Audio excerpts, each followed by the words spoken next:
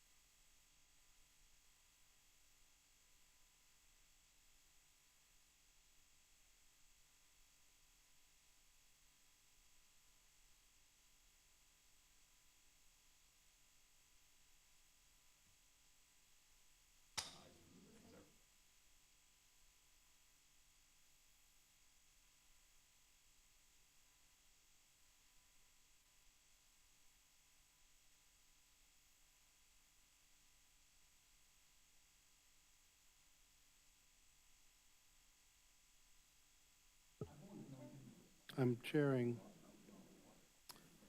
All right, it's past 7 o'clock.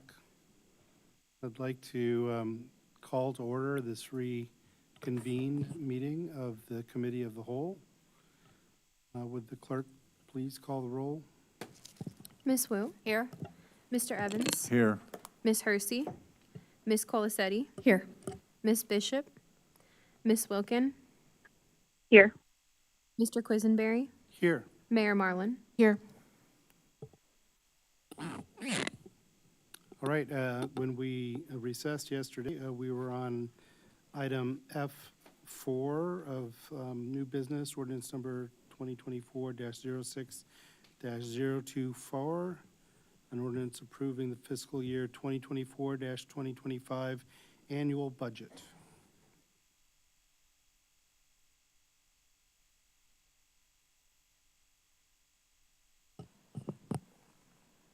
Just so I can have some clarity. Mary Alice.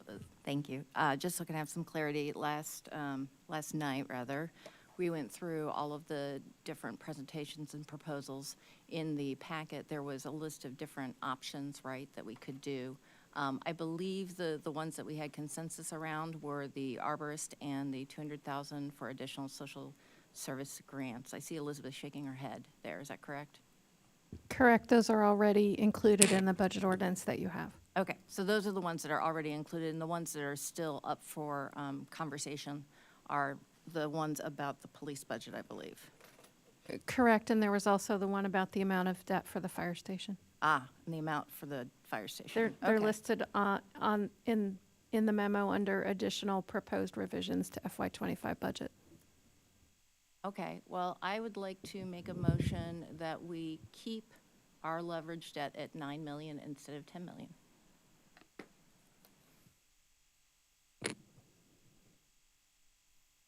Is this a seconding situation? I'll Yes, this would second. be a second situation. Is there any discussion? Yes, Chris? Well, the intent to move it back to 10 million was to free up $1 million to pay for all the things like a arborist, $200,000 of social service, pay for the social worker that we wanted to do. So that was the intent. Thank you, Chris. Any other discussion? Mary Alice? Sorry, is that on? There we go. My thoughts about this are, I would like to see the city leverage as little debt as possible. I think the estimate for the amount that we would end up paying in interest over the 10 years for the additional million is $220,000. I believe I have that number correctly. So I'd like to limit the amount of debt that we need to get in order for us to be able to build the firehouses, which was the purpose. And some people might think, well, why do we need to borrow money to build the firehouses? Well, the vast majority of the people borrow money in order to buy a house, right, to build a house and so forth. This is kind of similar to that situation. So anything that we can do to lower the amount of our liability would be great. Yes, Mayor Marlin. Some additional information. The city currently has virtually no debt, which is almost unheard of for a city these days. So we are in a very good position to issue bonds because we've restored our financial position and are in a strong, we have a strong financial health right now. We can get a pretty good rate on interest. So again, the city has virtually no debt, and it's actually very appropriate to borrow money when you have a 50-year or more investment like this. And I will note that the additional expenses of the social worker, the social service funding, and the arborist are already accommodated in the budget. We just need to make a little bit of an adjustment. We're slightly out of balance with the, after the additional of the social service funding, but that's easy enough to adjust. But again, the current budget can absorb that. All right, thank you. Any further discussion? Yes, Jaya. I have some. Grace, I'll get you in a second. I just recognized Jaya. can we clarify, so this is on the budget as a whole, not related to that item. Are we at a point where we can make another suggestion, I guess? Well, we have a motion on the floor. Are you wanting to amend the motion, or? I guess I need clarity in terms of what is are you talking about the motion related to the debt, or I'm talking about a different piece? Are we still discussing We the need to debt? resolve the motion that Mary Alice has made with regard to keeping the debt at 9 Okay, million. yeah. And then we can entertain other Thank you. motions. Yep, thanks. Okay, Grace? I agree with expanding social service funding, and I think we have already done that to some extent in this year's budget. I think that borrowing less does make sense to pay less taxpayer money on interest overall. From what I recall, it would be $220,000 over 10 years, which is still only 10% of the annual police department increases. And while I don't love spending that much money on the stations, I understand that it's a big capital investment. I do think that avoiding the less interest would be better, and I hope that we can balance this budget with other reductions this year instead. All right. Mayor Marlin? Just want to add, so the public knows, we're getting about $2.5 million in grants through the state of Illinois to help pay for the fire stations, and then the rest of it will be funded with savings. So it's a combination, and this was at council direction to seek grants, use some savings, and then bond what we needed to. All right. Thank you. Are we ready to vote on this one? And we're voting on, if you vote in the affirmative, you're supporting keeping the fire station debt at 9 million. That's the gist of your motion, right, Mary Alice? Yep, that's correct. All right. All those in favor say aye. Aye. Aye. Any opposed say nay. Nay. That motion passes. Yeah, did you want to make another motion? Yeah, I'd like to make a motion that the $105,648 that was previously allocated to the public safety study remain available for that purpose or implementation of recommendations from the study. Is there a second? Second. Seconded by Grace. Discussion. Jaya, do you want to speak to your motion? Yeah, this is something I did speak with Chandra about, since she wasn't able to be here, as well as wanting to make sure that we have the funds that we need in case the study needs additional time or we need an additional consultant, to make sure that we are fully exploring all possibilities for alternate response, not just those that might be located within the police department, and to give us a starting point for potential implementation of any recommendations that we would like to move on within this fiscal year. I think this is money that was not originally noticed as something that would be available, and I think that having it available to start moving us along the process of having alternate responses, this is a good starting point. All right, Mary Alice. Sorry, this keeps not turning on. I wanted to ask for clarification. So at the moment, with the budget that we had, where was 103 or 105,000, Elizabeth? I know you sent us something, but I can't put my fingers on it. It's in the memo. So our intention when we were preparing the proposed budget was that we would move that out of police administration and it would offset some of the new expenditures. However, we missed that entry. So currently it's sitting still in police administration if we don't include that change in the budget ordinance. All right, thanks for that clarification. All right, further discussion. Grace? Thank you. I was wondering if, Jaya, the intention is to keep it there in police admin, or if you wanted it in the general fund or somewhere else. So I don't have a specific preference as long as it is clearly meant specifically for further evaluation of alternate responses or implementation under city council guidance of recommendations related to alternate responses. But I'm happy to amend my motion if you have specific feedback.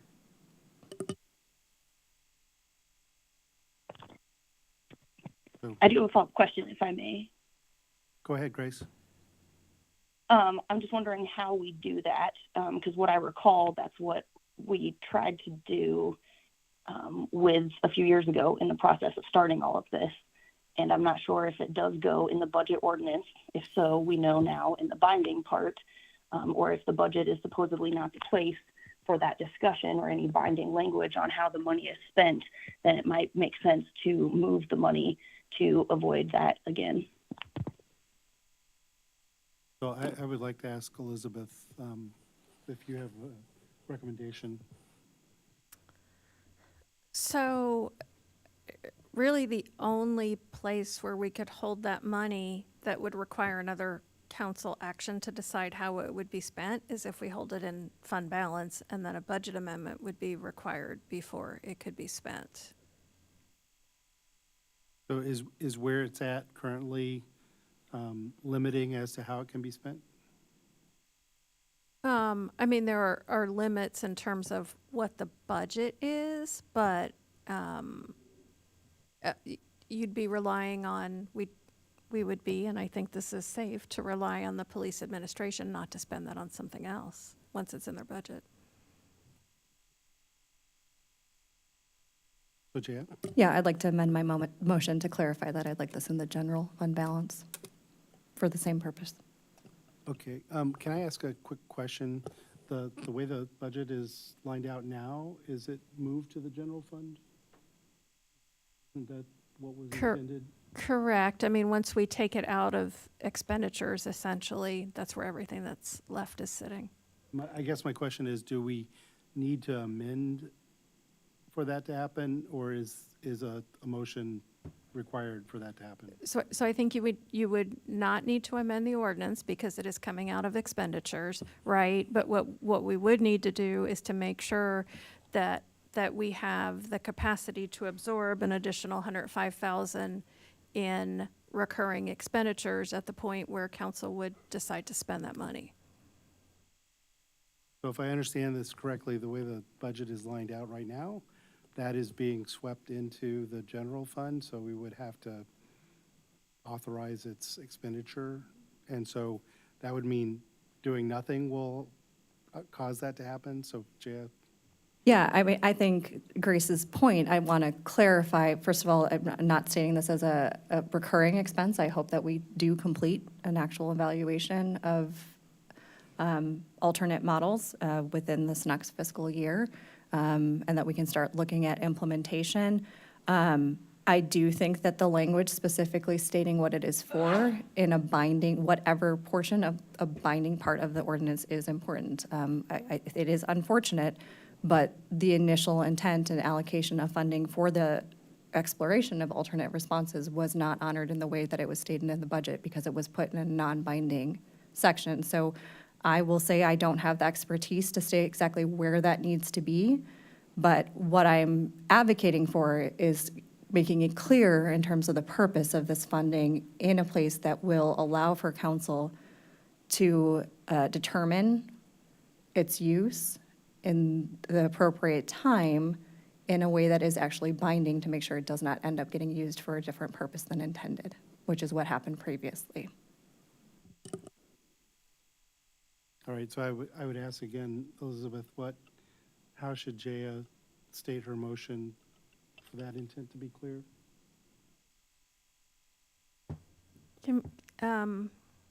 Carol, do you have any thoughts on this that you can help me out with? It sounds like rather than have it in the general fund balance, you almost want a special place that is designated, but without a spending authority. I mean, because then it would come back to council for authorization. That is, I want to make sure that it's clear what the purpose is and that there will be council involvement in allocating those funds, yes. So if it's in fund balance, then there has to be council involvement because that requires a budget amendment to move that into an expenditure line. What I'm hearing from Jaya, though, is she wants it sort of like discreetly fenced off, not just part of the big fund balance, but you want to say, we allocated 105,000 and it's sitting there for this express purpose until we decide how to spend it. It's sitting there kind of in a fenced off status.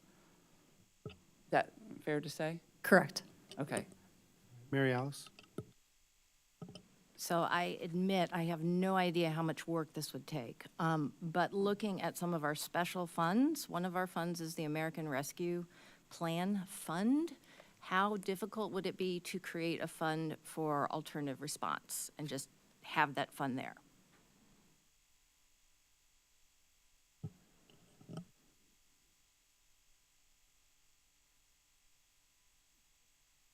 Should I repeat? Please.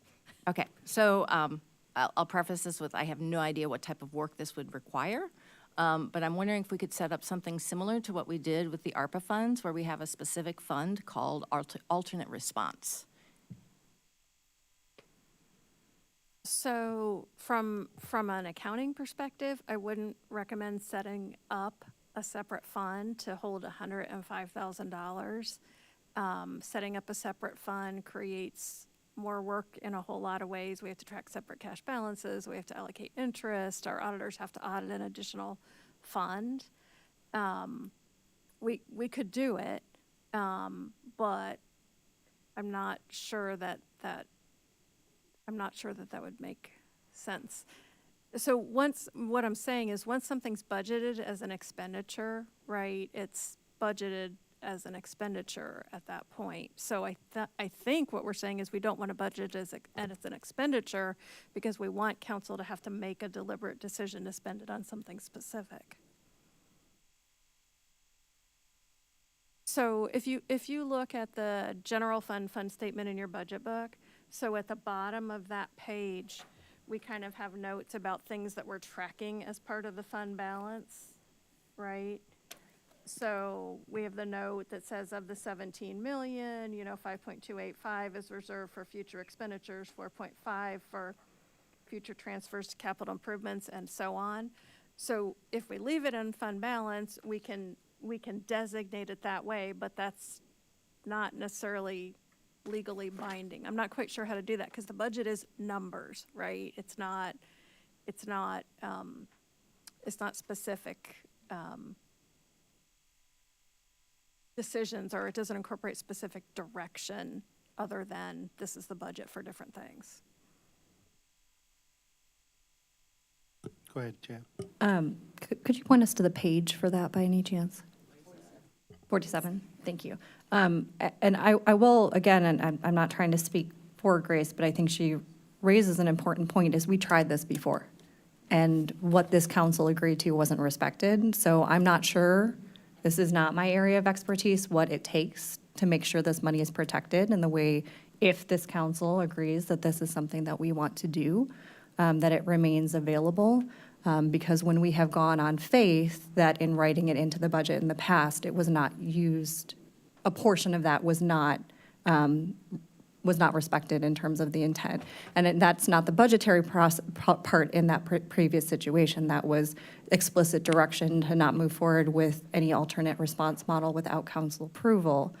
But that portion was put in a non-binding part of the budget ordinance in the past. So that is my intent in terms of saying we need to figure out where this goes, that it isn't just so nebulous that it's like, well, there is money there to spend if and when we get there, but to make sure that it's spent and there's a process for allocating those funds specifically related to alternate response. And I think Mary Alice's question is a good one, is I do understand that it can create an extra headache, but having it clearly allocated for an explicit purpose, which, you know, we don't yet know exactly what that's going to mean. So we can't specifically say we want to spend it on hiring social workers or whatever, because we don't have that portion of the study yet done. We also don't yet know whether Barry Dunn is going to look at alternatives outside of the police department, which is certainly something I would like to see. So again, I think that we need clarity in terms of, and, you know, this is, so far we have a motion and a second. We don't know if this is specifically going to move forward, but if it does, I do think it's important that there is a process to ensure that it's used for what is intended. Carol? I just want to, I think this might, what Elizabeth is suggesting might be the way to go. I don't know. The fact of the matter is, if you don't allocate any certain amounts of, if you don't allocate the fund balance, whatever is done in the course of the budget year, the council has to pass a budget amendment to allocate that. We could have a note so that in the press of business, we don't accidentally suggest that, oh, we need to, there's this thing that we need to do, something catastrophic happened, and we need to allocate some amount of fund balance, and then inadvertently take that amount, the 105, and push us up to our financial policy limit.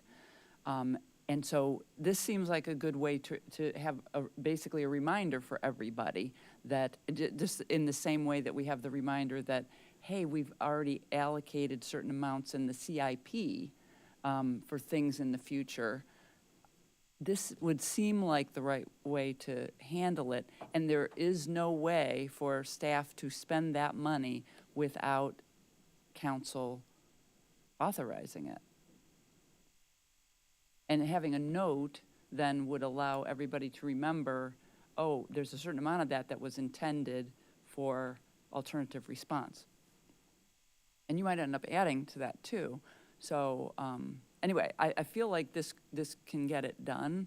And maybe for now, since it seems like an administrative type of thing that maybe we could give some more thought to between now and next week, depending on how the voting goes. But I don't think this is a bad option. There might be a better one. James? Yes, Grace? I'm not, Carol, I might need some clarification after I have some thoughts and questions here on what you were proposing. I understand the issue that if it's in the budget already, then it doesn't require any further council approval. And we have past history to question something saying that there would be council approval once it's in the budget. And then we could leave it in the fund balance, and then that would require a budget amendment. The issue is there is no fund balance currently in this proposed budget, right? This money was already taken for an arborist. We need to cut back other places, but that's the issue, is that if it's not designated, then it can just be spent and there is no fund balance left. So I think that it needs to be somewhere in between. I thought Carol mentioned the words of designating money without spending authority in a fund. I like the sound of that idea. That seems to be a route to go to be sure that there is money available, but it won't be spent without further council approval. And I think that that is what my intentions are in this. All right, it is important. Would you mention how much the fund balance is? Sure. In the proposed budget, the fund balance in the general fund is 17 million and some odd dollars, of which 5.285 million is reserved for things that are described on page 47 in the budget book. I think that the real trick here is making sure that we have an appropriate gap between our policy limit on recurring expenditures and what's actually in the budget, so that later, when council makes a decision and wants to amend the budget to add that expenditure, we're not exceeding our policy limit. I think that's the trick, and I will make sure as you're talking through different changes that we keep track of that. Right now, I think in the memo I sent you, I said we needed to reduce recurring expenditures by about 76,000 to get below that limit. So if you want to also hold back this 105,000, that makes it, roughly 180,000 that we need to make sure to find to make up that gap. Yes, Jaya. I think another point of clarification is important, and correct me if I'm wrong, but I believe some council members have been told that we can't bring forward a budget amendment. Can you clarify that? And if we're talking about potentially keeping this somewhere that would require a budget amendment to spend it?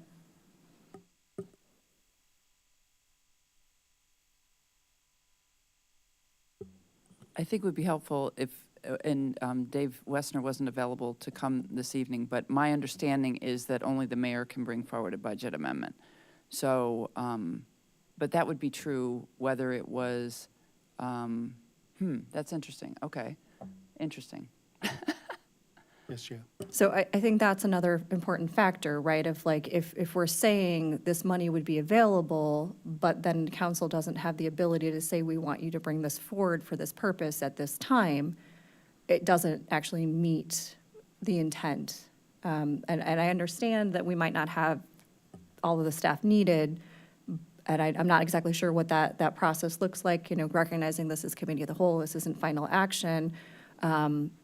But again, I will clarify that in recommending that we set this money aside, that it be intended, like Mary Alice described, for alternate response that would be directed by the council. So I do think that it's important that it's somehow allocated in a way that the council would have a say in terms of when it would be utilized, and it wouldn't be just dependent on whether or not a budget amendment was brought forward by the mayor. I think the best I can offer right now is that we'll continue to think about what options there might be to do this, and then and again, depending on where the voting goes. So I hope that's okay for now. Mary Alice? So I'd just like to say that it would be good if we could vote on this so that the staff can figure out which direction to go. And I don't know if we're in the discussion portion yet.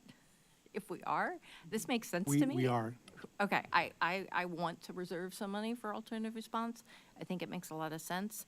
I don't know the mechanics on how to get it done, but I think at the end of the day, we want to be able to point to a specific amount of money that says, this is our starting pot, this is what we're going to use when we do whatever that alternative response model looks like.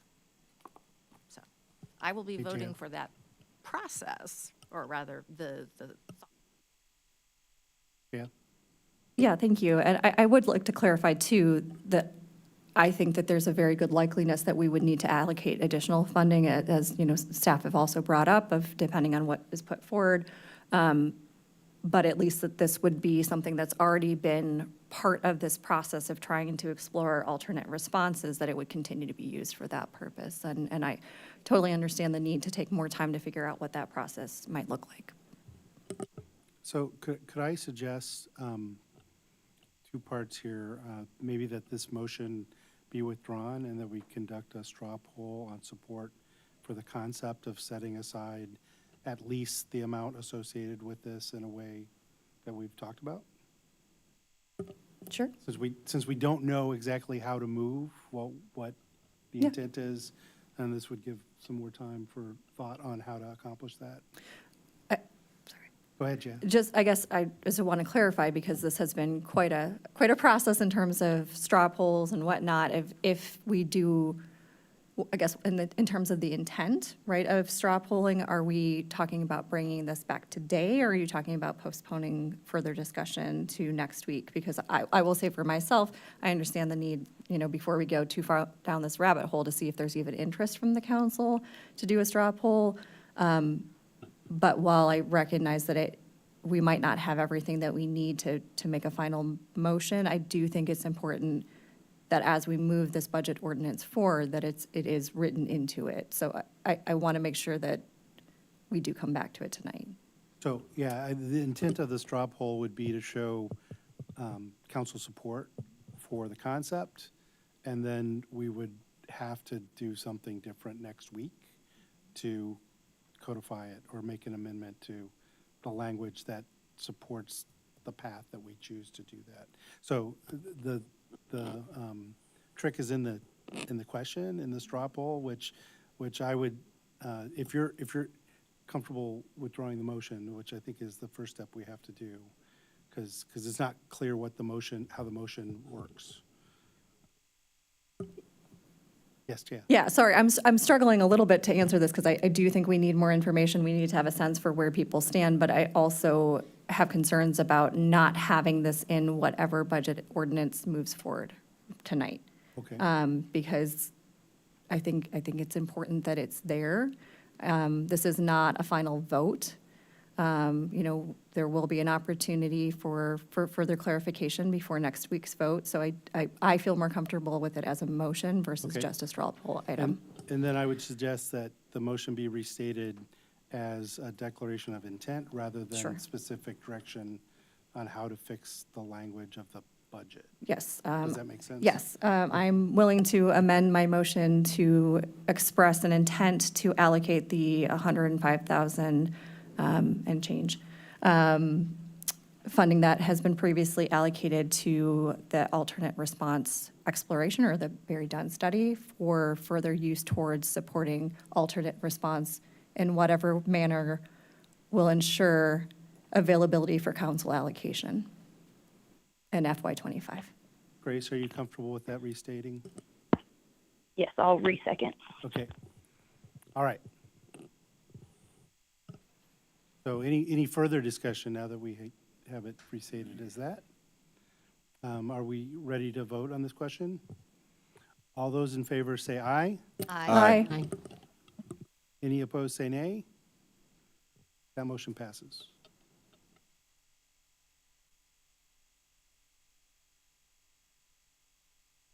Any further discussion, or are we ready to make a motion on the budget? Yes, Chair. I would recommend that the increase in funding for police staffing be removed from this budget until the Barry Dunn study is complete. Second. And just to clarify, that's the bullet point number 1 in the memo? I will try to get back to it. There are a lot of documents open right now. It refers to I believe so. 899,000 annual and Yes. 806 one-time costs. Yes. All right. I'm sorry, did I hear a second for that motion? Yes, Grace. Grace? Okay, Grace seconded. Discussion. Yes, Chris? In support of removing the money on those police staffing positions for now, I would submit tonight on page 45 from the final report of the President's Task Force on 21st Century Policing, released in May of 2015, under pillar number 4, Community Policing and Crime Reduction, recommendation 4.5 says, quote, community policing emphasizes working with neighborhood residents to co-produce public safety. Law enforcement agencies should work with community residents to identify problems and collaborate on implementing solutions that produce meaningful results for the community, end quote. And on page 46, the 4.5.3 action item says, quote, law enforcement agencies should establish formal community citizen advisory committees to assist in developing crime prevention strategies and agency policies, as well as provide input on policing issues, end quote. On pages 159 and 160 of the first Barry Dunn report, it says, quote, Barry Dunn encourages UPD to explore formally adopting a co-production policing model, and that the UPD work collaboratively with city leaders and the community to evolve police strategies, approaches, operations, and community involvement through this model. As a starting point, the city could establish a committee that represents the unique diversity of the community and possesses real and substantive authority to review and guide decisions about community safety, law enforcement, justice, and the roles and strategies and approaches of policing within that broader environment, end quote. At the August 16, 2023 police press conference, Urbana Police Chief Larry Boone said, quote, once we get the capacity that's required to do the authentic policing, we're going to be in communities door to door asking the citizens of Urbana, how do we police you, okay? I think as a profession, we have a tendency to think that we know what's best for the community. I think we have to allow the community an opportunity to have input, whether it's policies, procedures, things of that nature. Historically, we've been guarded, end quote. At the May 28th City Council meeting, President Pearson of the NAACP of Champaign County said, quote, I want to advocate for a face-to-face interaction where community members can directly voice their concerns and receive immediate answers from the chief himself and other police officers as well. Collaboration and transparency emphasizes the need for collaborative efforts between the police and the community to build trust and work toward common goals. This is key, end quote.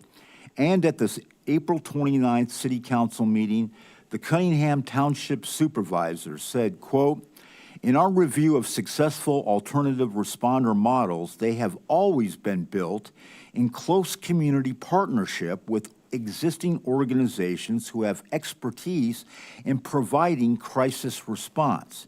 How does the city and Barry Dunn intend to move in collaboration to build an effective model that works? I would like to suggest that council create an alternative responder model task force that walks alongside the Barry Dunn work. And for those reasons, I would recommend postponing the funding and the vote on the police staffing. Mary Alice? All right, well, I didn't write up anything formal, so hopefully this is understandable. So a couple of things that I've heard from the community is that we're going too fast, that we need to hold off. And in some regards, I agree with the community. I do think that we don't know at this time what that alternative response model is going to look like. But on the other hand, we have to address the lack of staffing that we have currently for the calls of service that we have. So I feel like we need to find a balance here that represents the knowledge that we're going to build something new or we're going to change how we're going to do it, but also at the same time give the resources that are needed at the moment in order to be able to handle the calls for service. So for that reason, I will not be voting for a complete elimination. I am more interested in looking at strategically what types of positions would be able to fill that gap while we build the alternative response model. And I would like to go on the record and say that I do feel that we should have a task force, a committee, a group of individuals that will help us craft what this alternative response model is going to look like. So I agree with many of the people who have asked for it. I agree with Chris on that point, but that's my stance. J.O. Yeah, thank you. I actually think that probably a lot of us are not as far off from each other as it might seem. I think that making sure that we have adequate staffing is important. But I also, I appreciate your answer, Mary Alice. I still challenge folks who haven't asked that question of why now to answer it. I don't think that we're going to cause an undue burden by asking for a few more months potentially to ensure that we can establish a committee, that we can have community involvement, that we can co-create something that'll ensure that our officers are not being asked to do work in a manner that's not safe for them, that we can make sure that we're addressing the overtime that we're seeing from officers that's being requested, and that we're looking at who is doing the work in our community that as we define safety. I think we've brought a lot of expertise into this community to be part of that. But as I previously stated, I think there's also a lot of expertise that has not been given an opportunity to even be involved. So I know this is not a comfortable way to do this for a lot of folks. I wish this is a conversation that had been transparently happening with our community months before we came to a budget, but we didn't do that.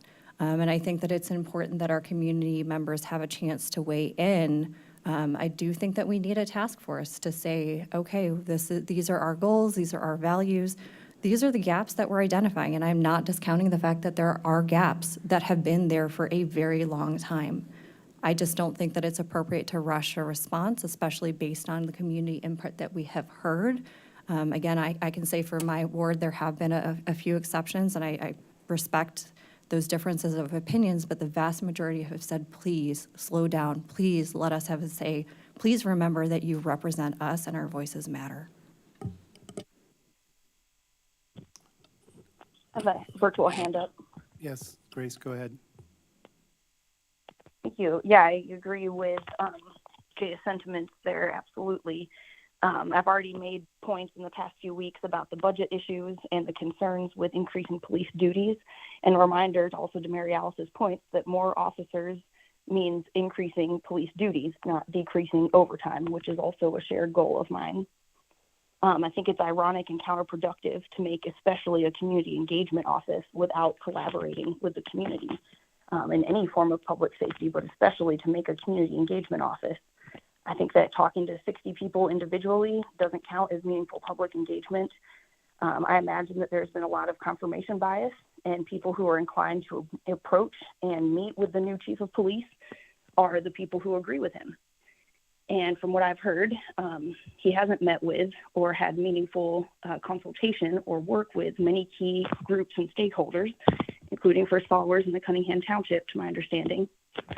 At the Ward 6 police listening session, there were many diverse perspectives and opinions shared, just to a counter narrative that everyone she's talked to has agreed with this expansion. There was not a community consensus for more policing at that meeting, which had a pretty good turnout, I'd say more than 60 people.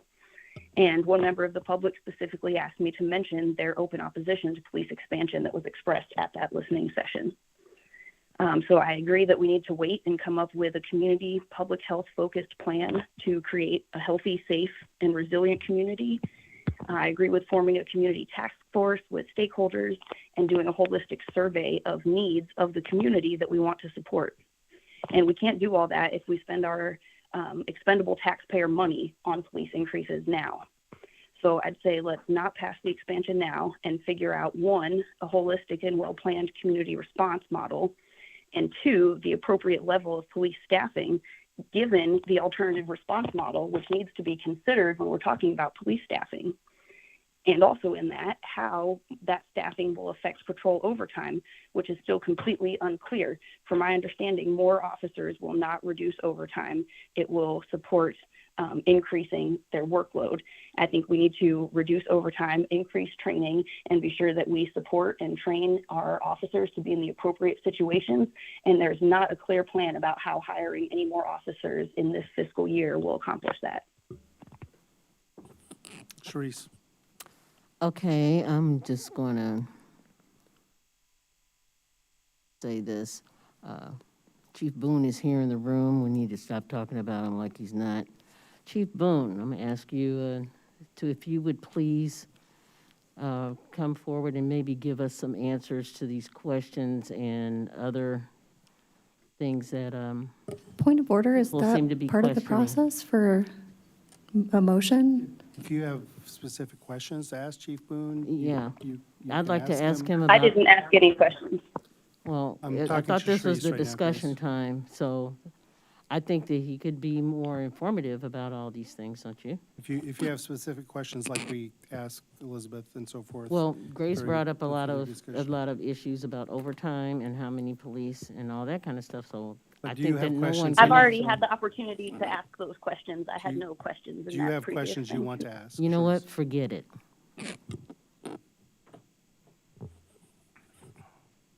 Mary Alice. I apologize. I think Chris is the only one who hasn't spoken, so I've already spoken once. He led off. I'll let off. It was Okay, long. that's right. You should have remembered it. So a couple of things kind of to what Grace and Jay are saying. The first one is time. I mean, it would be great if we were able to stand up an alternative response system this upcoming fiscal year. I just don't think that's going to happen. If we have a committee or a task force or some kind of group that helps to build that, that takes time. It takes time to gather information. And so more realistically, I think it would be a 2-year, basically. And so because of that, I think that we do need to add some police staffing. I don't think we need to add all of the police staffing. In terms of the people who have contacted me specifically, I have had mixed responses. I didn't tally them up, but I've had like back and forth email responses with several people in my ward. Some people, interestingly enough, several people talk about the police's role in domestic violence and how helpful that is to those situations. So, you know, again, I'll just say that I think that we have a timing issue in the real world. There's lots of different moving parts in terms of when we do different things. I feel like Barry Dunn said that we needed 13 positions. The police are asking for 11 positions. I'm not even ready to fund 11 positions, but I do think we need to give some relief to the police department. Go ahead, Jaya. Thank you. To clarify, I'm not suggesting that we don't have that conversation about police staffing until there's an alternate response model fully in place. But I don't think that there has been an opportunity for this council and this community to understand exactly what's being asked for. And I think that it's important to be able to take that step back and figure that out. The request for this study happened 3 years ago. It is taking a long time. I think it's something that should have been prioritized and moved along more quickly. But I also think that that's in response to this community's requests. And again, we work for the people of Urbana, and I think that it's important that we take the time to make sure that we understand the gaps that we have, and we're able to make a plan that is fiscally responsible, that doesn't preclude other options going forward. Mary Alice, can you take the chair? Sure, I'll take the chair, and the chair recognizes James. All right, thank you. And I'm going to speak to the current motion, which would do no funding, which is not, at this point, something I can support. When I ran for office, this was a topic. This was a clear item. In fact, I was encouraged to run for office by people in Ward 7 that were concerned about public safety and how things were. And as I ran, I said, the important question is not one person's view of public safety, but a broader view of public safety. I do get feedback that tells me don't hire any police officers. I also get feedback that asks why we have been talking about this for so long and not doing anything. Why we went out and hired a progressive, seasoned police chief to help us move forward with this, and why we are not acting on his request to staff his department in the way he sees fit. I am not ready to support the budget as it stands. I have said many times that I believe that there is a gap in where we are staffed now and where we need to be. I'm not sure how big that gap is. That's why I want to keep the growth small until we move forward with an alternate response model that will help us move some of these things off. But I have also engaged in this conversation with LEAP, with Chief Tom Thompson, who is involved with Dayton's alternate response model. And one of the things that became clear to me from that conversation is that model is successful because it is a collaboration between the different units that come together to make that alternate response model. And one of the groups involved in that is a staffed and collaborating police force. I believe that our alternate response model is going to reduce the number of events that we need to send an armed officer to. I don't know by how much. These collaborative efforts, these alternate response models, have a large number of visits that do have a police officer accompanying them because they're working together to address the problem and address the questions that come before them. So right now, I'm not comfortable saying nothing.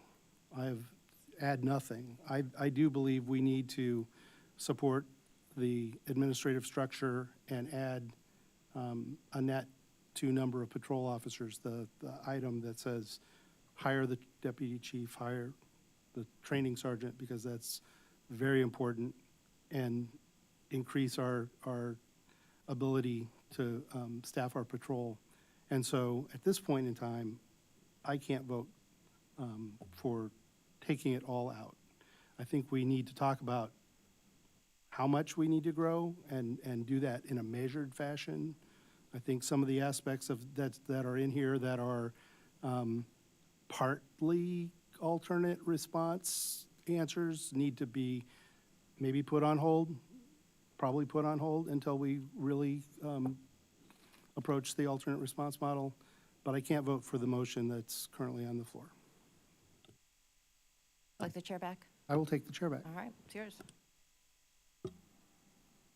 Yes, Sharice. I'm in agreement with you. I try to remember in past budgets, the one thing that can be done with the budget is it can be amended.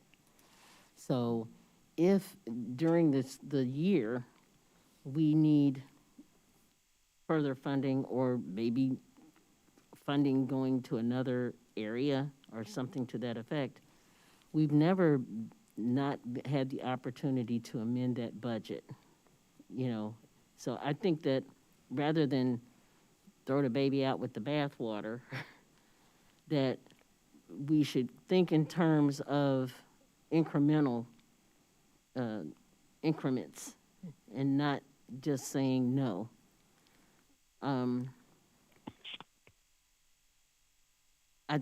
Point of- it's a, excuse me?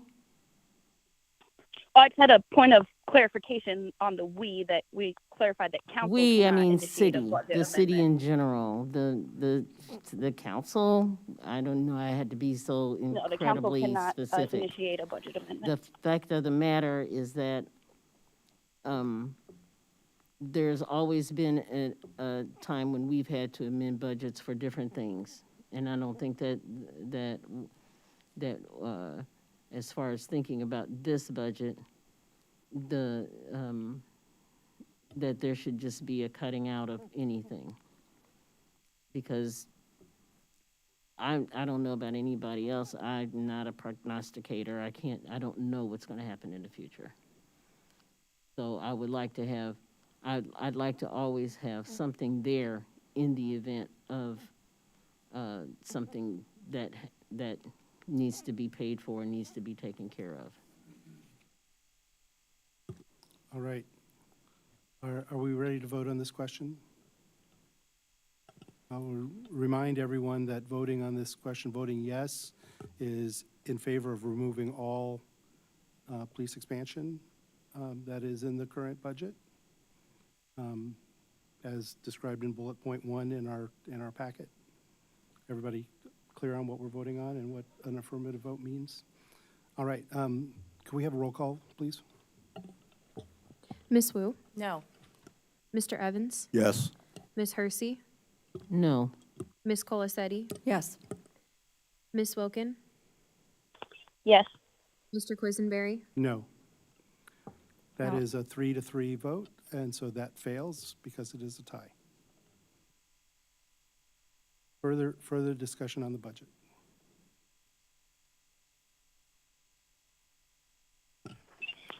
I do have a question. Yes, Grace? This is a question for the police department now, is what number of officers would reduce overtime by how much?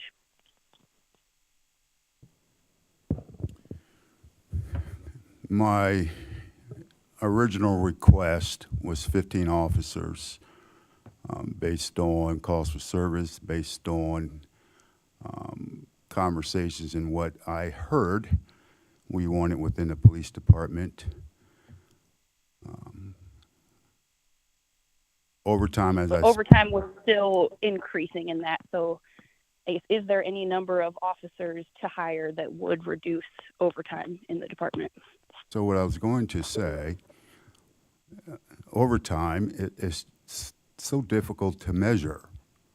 I would hope that the level with respect to the number of officers in terms of percentages would lower. But again, I can't see the future. I don't know what events may occur. I don't know what events we may have to detail officers to. I understand the concern amongst all of you. I understand it. Point of clarity, I did meet with First Followers. I was at their establishment, and I had a good time. They seem to have had a good time. I agree with Mr. Evans. He and I are speaking past one another. My history has demonstrated everything you said. I have always said community is at the center of every decision you make. You can go back 5, 10, 15 years. That's what I've always said. We're just speaking past one another. So with respect to overtime, I can't give you a definitive, but I can say that I will do everything within my power as chief to put control measures on overtime. Thank you. And I have a other discussion, James, but I'm sorry, I can't see the hands.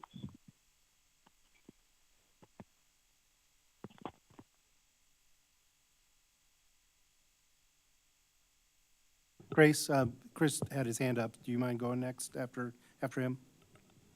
Sure, yeah, that's what I'm Go ahead, asking. Chris. Thank you. All right, thank you. So I want to divide the question. I want to separate out the 1 deputy chief, the 1 training sergeant, the 3 patrol police officers, 3 community engagement police officers, and 2 non-sworn community service responders. I would like to divide the question and that we consider those positions separately. So, yes, clerk. Yeah, if I may ask a clarifying question to that motion to divide the question. Are you asking to take those individually, like 1, 2, 3, 4? Or are you saying we pull them separate for a vote to consider them separate from the budget as a whole? We don't currently have a question on the floor? Correct. We don't have a motion on the floor? Right, so because we don't have a you're- motion to approve the budget okay. yet. All right. Do I have to wait for a motion to approve the Well, you entire budget? could Yes, because also- that would be the question that you're dividing, would be the question of adopting the That's right. budget. So I you might would, have jumped again. you're okay. When we come to that, though, will we But- clarify but what it we're would- dividing? It would be reasonable for you to suggest a process for us to tackle the various components.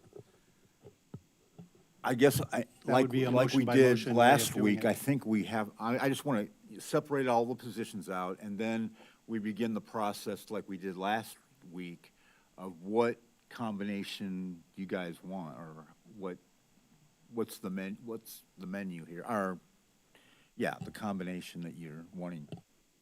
Yes, Mayor Marlin. I think Elizabeth in her memo kind of chunked things out according to how we had divided them last week. So if you take each bullet point separately, you probably could get a sense of, you probably could achieve what you're trying to do, if I understand. They were already divided out last week, and that's how Elizabeth presented them in the memo tonight. Okay. So if you look at the memo and go by that, that provides a good framework for considering each Well- separately. Before we do that, I just want to ask a point of clarification. So Darcy had said that we need a motion about the budget before we start talking about adding and subtracting from the budget. Is that correct? So that would be the cleanest, and if you intend to divide the question, which is to consider them one by one, then you have to have a question to divide, which is a motion to approve or deny. Okay, so I think the way forward here is for me to make a motion to move the budget forward so that we can then have a conversation about any additions or subtractions that we haven't already talked about. So Okay. does that sound right to everybody? I assume to city council for the regular agenda. Right, yep. So I will move approval of the proposed fiscal budget to the regular agenda at the next city council meeting to include what has been already discussed, which would be the addition of an arborist. It's already in there. It's already it's in this one, right? Yeah. Okay. The only thing we've discussed that is a difference tonight is guidance on the debt, which is keeping it at 9 million, which is in the budget already, and the guidance on what to do with the 105,000. Okay. Those are the two things we've talked about So so it sounds far. like we have everything except for the individual bullet points that Elizabeth did, which, okay, all right, so that's my motion. My motion is to move it forward to the regular agenda with the recommendation for approval. Do we have a second?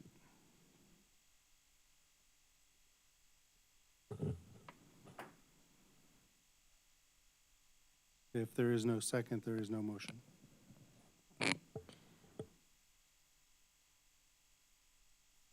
If there is no motion, there is no discussion. We can only ask questions about the presentation at this point. Can I make a different motion? I have a question. Yes, Grace? And also some clarifications that it seems to me that overtime is measured and taxpayers pay for it, and that there is a way to limit it, and the only way for council to do that would be reducing the overtime in the budget. And my question is, if we expand the police department in this fiscal year, do we still finish the Barry Dunn report? And if so, why? So, thank you, Grace. I would say, yes, we do finish the Barry Dunn report because we do need to have a conversation and a alternate response model outcome, and that is what we're waiting for from the Barry Dunn report. But that's only my opinion. Yes, Sharice? In regards to the last motion, can that still be seconded or no? No, it failed for lack of a second, but there can be another motion. All right, can I make another motion? I recognize Mary Alice. All right, I will move that we move the budget to the next city council meeting with no recommendation. Second. Seconded by Sharice. Discussion. Point of clarification, is that still including the two items previously mentioned? Thank you. Yeah, thank you for clarifying that. Yes, Chris? Thank you. So then again, I'll motion to divide the question and pull out the one deputy chief, the one training sergeant, 3 patrol police officers, 3 community engagement police officers, and 2 non-sworn community service responders. Once again, I will ask to clarify, are we taking that chunk of positions that you outlined as one up or down, or are we taking them 1, 2, 3? What do you want to do? You want to do It would be easier if you would just move to maybe remove each one of those items, and then we can have an up and down vote on. on all of them, or? No, each one. Each of them? Okay, Just- that's fine. Since Okay. I think that's a totally appropriate way to approach this. I'm okay with that. Grace, did you have any questions before we move on? So with No, thank you.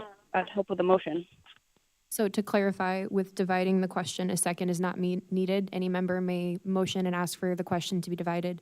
To clarify, Chris, then which item are you dividing for this motion? Actually, we've discussed that he's now just going to make a motion on amendment on each item, and we'll take them one at a time. Via division of the question? No, this would be amendment. Okay.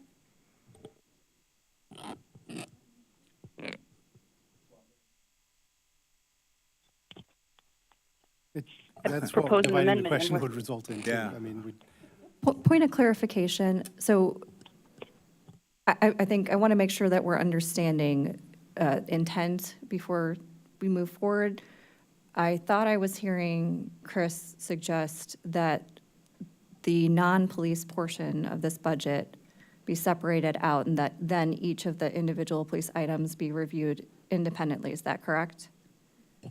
That would be one way. I mean, Because I think the alternative would, with the way it's been phrased, would be the budget non-police items plus all of the police items together. So I think clarifying if you're wanting people to go down the list of each individual one, if that is the intent, that that's clearly stated.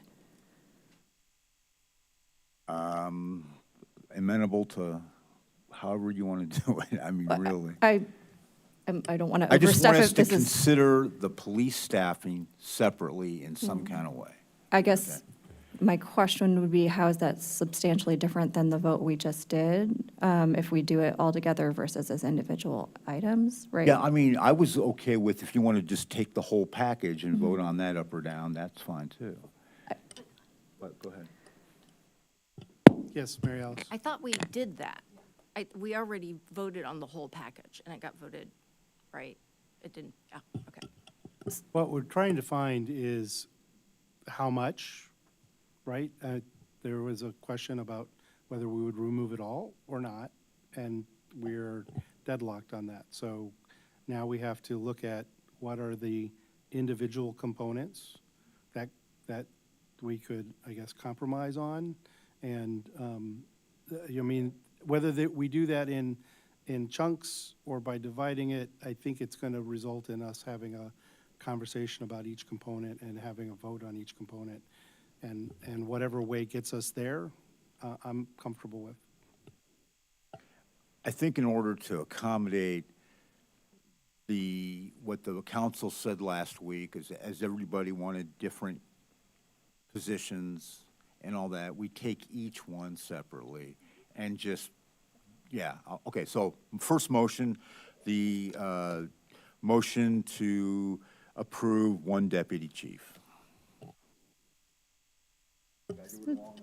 I'm sorry, I think I want clarification. Are we dividing the questions so that we need to vote on the non-police items of the budget and then looking at each of those? Or are you trying to suggest an amendment using each of those individual and keeping it as one budget amendment or a budget proposal? I'm going to suggest that as a concept, the budget as a whole moves forward.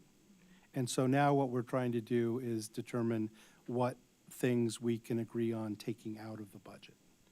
Because I will also add that we need to take some things out of the budget because we're above the amount that we should spend. And so the question is, which of those, it feels like those things that we are going to take out is with respect to how many police officers we're going to add. Okay, so these individual motions are motions to take out then? That's what I would suggest. Okay, you were Because trying to tell me as that, it is, okay. they're in. And so you're moving to amend, which would be to take them out. Okay, and we're doing this one at a time. I think we're going to end up doing that anyway. Unless you want to, I mean, I unless don't have somebody a has a preference. suggestion What do you think? of bundling some things together. That's what I kind of want us to get debating. All right. Yeah, okay. I have a motion with a hand up. Grace, what? Go ahead, Grace. I would like to propose a motion to amend the current proposed budget to remove the community engagement officers and satellite hub on South Philo. Second. Okay, we have a motion and a second to remove the community engagement team and satellite facility discussion. Grace, do you want to speak to your motion? I think I've already said a lot on Okay. it of the concerns. I think there are additional things I could say about concerns for over policing in the area, and we need to do a holistic needs assessment for what the community actually wants and needs. It may be a daycare or some other resource more than a police substation. So I think that, again, it's ironic to make a community engagement office without collaboratively working with the community. So I think there are a lot of issues for this that need to be thought out. And this is absolutely one that doesn't have the issue of saying that it could reduce overtime of the patrol officers. This is a completely extra thing. All right, thank you, Grace. Other discussion? Mary Alice? So my thoughts on this are, when the chief came and interviewed with us, he kind of brought some different ideas of some different programs that he had tried. I believe, I'm not sure the title of it, but it was basically clergymen, the clergy patrol, I think, was one of them. There were some other examples. And I personally was excited to have a different way of thinking about engagement with the community and public safety. This is a pilot project, so it's not something that is reoccurring. I take the comments that we had last night with somebody saying, what does success look like? I think that's a really good question. But I am in support of some of the community engagement office. I think it would be a great pilot, and I think it would offer the opportunity for the police to stand up something working collaboratively with those communities there, right? So if we're going to be collaborative, then we have to have people in all those different spaces. And so I think this will actually hopefully achieve that goal. So those are my thoughts. Yes, Jaya? Yeah, I shared this previously, that I have been very frustrated in my time on council at the idea of just trying pilots that are not evidence-based. I know that there's a lot of expertise behind this proposal, but my question when this came up 3 years ago related to the co-response model is why this for Urbana? And I think that is still a question that we do not have answers to. It's part of the reason I continue to say we need to complete the study that we are undertaking. I think the question of what are the resources that are needed in that part of our community, which I know folks like to act like that's something we're very removed from. This area is very close to where I live. There are some incredible nonprofit organizations that are already located there, and I think there are incredible opportunities for expanding community impact. But I also am not going to say that that's the right solution. I think we need more information. I think a pilot that is going to cost a lot of money for the city without knowing if this is the right fit for Urbana and specifically for that part of Urbana is important. I don't think that we're at a place to move forward on this. Again, it's not going to address the understaffing on the day-to-day basis for our officers, which I think is, again, a valid concern. So I don't think this is an appropriate aspect to move forward on at this time. All right, any other discussion? Yes, Chris? Well, what motion are we working on here? We're working on a motion to amend to remove the community engagement Okay, officers and substation. okay, then yes, I would like to talk about that. Go ahead, All Chris. right, thank you.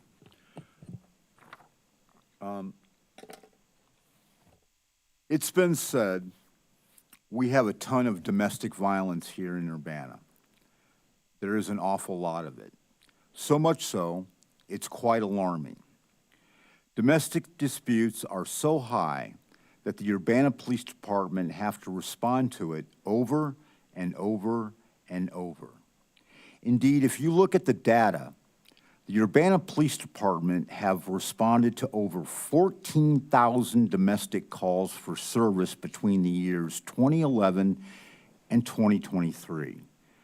That averages to 1,229 calls a year, or 3 calls per day for domestic disputes during those 12 years.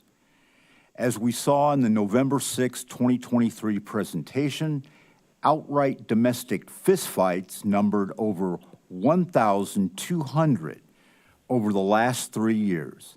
That's 400 fistfights a year, or about 1 fistfight a day for the last 3 years. Domestic violence is the most pervasive and persistent crime in the city of Urbana. As it so happens, I have a 4-year degree in domestic violence. If you will indulge me, let me tell you what the course curriculum is to earn a 4-year degree in domestic violence. When I was 14 years old until I was 18 years old, during those 4 years of high school, my mother and I were physically beaten about once a month in an alcoholic rage by the man we were living with at the time. Domestic violence is not a broken heart symbol on a map to me. I lived it for 4 years. You say 3 to 4 calls for service? You say 7 calls for service? Try more like 25 to 30 calls for service during those 4 years. The Champaign Police Department repeatedly had to come out to 2007 West Kirby Avenue and plead with us, would we please have quieter fistfights? We were disturbing the neighbors. And after the police would leave, ding, ding, it's time for round 2, right? Because now he's mad the cops got called. At the end of the 4 years, during the last fistfight, I asked a Champaign police officer if he could just stand there, make sure nothing happens while my mom and I packed a few things because we were leaving. And for 15 minutes, that officer did exactly that. He stood guard while Mom and I threw some things in a garbage bag to get out of there. I will always be grateful for that officer for doing that for us. Now, when Mom and I hit the door with our change of clothes and a toothbrush, we had no car, we had no place to live, and we had no source of income. I bore everyone with this ancient boo-hoo story to say this. This ignorant civilian doofus simply doesn't understand how paying 9 more police officers a starting salary of $76,000 a year, paying 3 more community engagement police officers a starting salary of over $80,000 a year, paying an additional SWAT team street crimes task force police officer a starting salary of over $75,000 a year, paying a new training sergeant a starting salary of over $93,000 a year, and paying an additional deputy police chief a starting salary of at least $1,061 a year solves the problem of women and children trying to escape domestic violence when they have no transportation, no place to live, and no source of income. Therefore, out of respect for my mom and out of respect for all the mothers like her, I have to stay in my lane. We all know public safety is far more than just how many police officers you have. For decades, this community doesn't have enough inpatient mental health treatment spaces, doesn't have enough drug and alcohol treatment centers, doesn't have enough harm reduction medication sites, doesn't have enough emergency shelter beds, doesn't have enough affordable housing, doesn't have enough housing vouchers, doesn't have enough child care, doesn't have enough after-school programs, doesn't have enough summer jobs programs, doesn't have enough living wage jobs, doesn't have enough mentorship programs, doesn't have enough academic support networks, doesn't have enough educational scholarships, doesn't have enough trade apprenticeships, doesn't have enough grants, and doesn't have enough small business loans. Consequently, with so much lack, you will never have enough jail cells. The police department cannot be expected to do it all by themselves. In order to prevent incidents of crime from ever happening, it will take the university, the local school districts, Parkland College, the hospitals, the local governments, the business community, the park districts, the trade unions, the nonprofit organizations, and the churches all coming together to create the necessary economic development, substance abuse interventions, mental health treatments, educational opportunities, and family supports required to take a real bite out of crime. As Urbana Deputy Police Chief Richard Searles pointed out in the May 1st, 2024 edition of the News Gazette, quote, "For decades, the burden has fallen squarely on the shoulders of sworn officers to solve a myriad of problems in the community. Some of those problems are not crime-related. Some of those problems are a result of the reduction of funding in the other areas of our society and government, end quote. Thanks for letting me speak.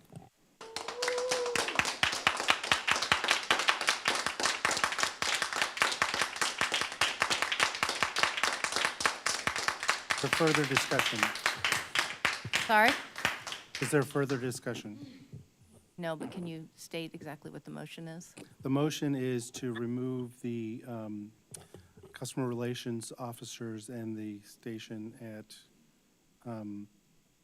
Sunnycrest, the satellite station, from the budget. All right, so the I do have community more engagement people. Yes, Grace? Yes, and that's, yeah, the motion of removing the community engagement officers in Satellite Hub. I just wanted to add that I think that collaboration has to start at the design and creation phase with the community.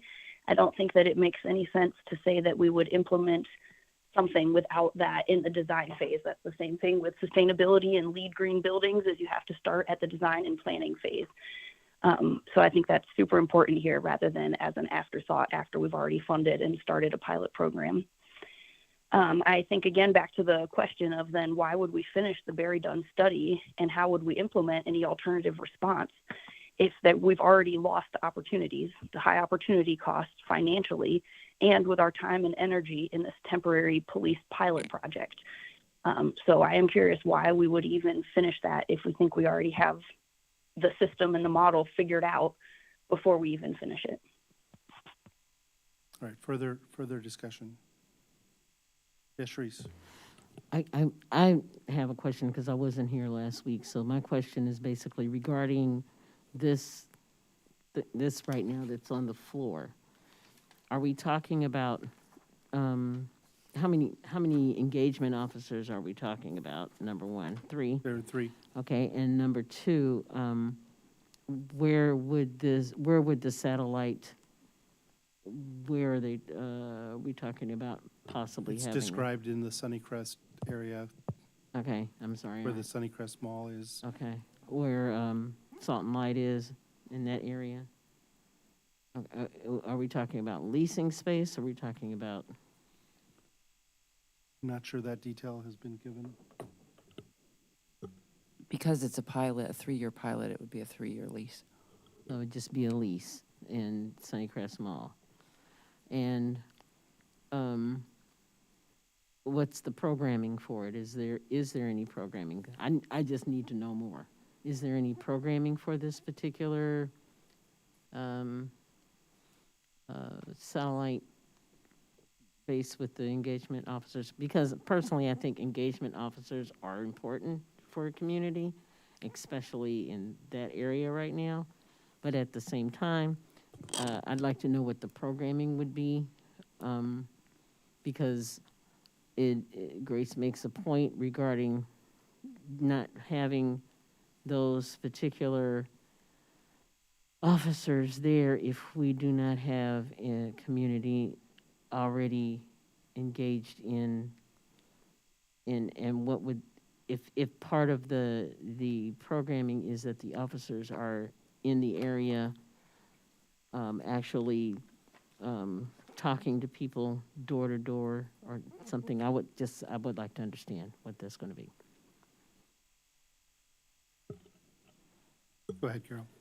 I do want to just say one thing, that it's the Philo Road area. It's not specifically Sunnycrest Mall that we would be looking at. I just want to say that because Okay. that is actually not what we would be looking at. But I think that Chief Boone is probably in the best position to say what the community engagement team would do. But I do want to say that if there's a desire to have, this programming be something that is very tailored to the community, then there need to be people to engage. So without personnel to even create that would be extremely challenging to even get anything off the ground that, for the folks that feel like this isn't baked, you need someone to engage with the community in order to create the model. I think Chief Boone can talk about what has been done in Norfolk and other communities he's familiar with if you want more detail, but just wanted to point out there has to be somebody to do the work up front to get something off the ground. Go ahead, Sharice. Can we discuss that kind of detail with Chief Boone, or is that out of order? I would suggest that if you have specific questions about the programming, Mm-hmm. and he's able to answer those, I think that's relevant to the question. Okay. So he can answer my questions, I can ask him questions now, or, okay, Chief Boone, could you please give me some information as to what the programming might be for community engagement officers, and is it necessary to have 3, or can we build upon that from having 1, not necessarily from the Philo Road area, but is there a way that we can do that without having to lease space right now? Thank you for the question. The Philo Road area was chose primarily because of data. You heard me say many times before, that's where I start. Some of the things done in Norfolk, I like to say that our community relations unit focused on ages 5 to silver, meaning everyone. We established summer programs. We established programs for young ladies whose father was missing in action by way of having sort of like a father-daughter dance. In addition to that, those young ladies were mentored by the female officers in my department. We established reading programs with public schools. The public schools identified those children in need of a tutor, and that particular program is still going on. We established a program where we looked after the senior citizens in those areas that we identified as needing help, particularly during COVID. We provided them with clothing, food, transportation to and from the hospital. We established well over 25 programs that have been adopted by many police departments. In the interest of time, I'd be happy to send all of you all those programs. Again, officers are in these locations identified through data.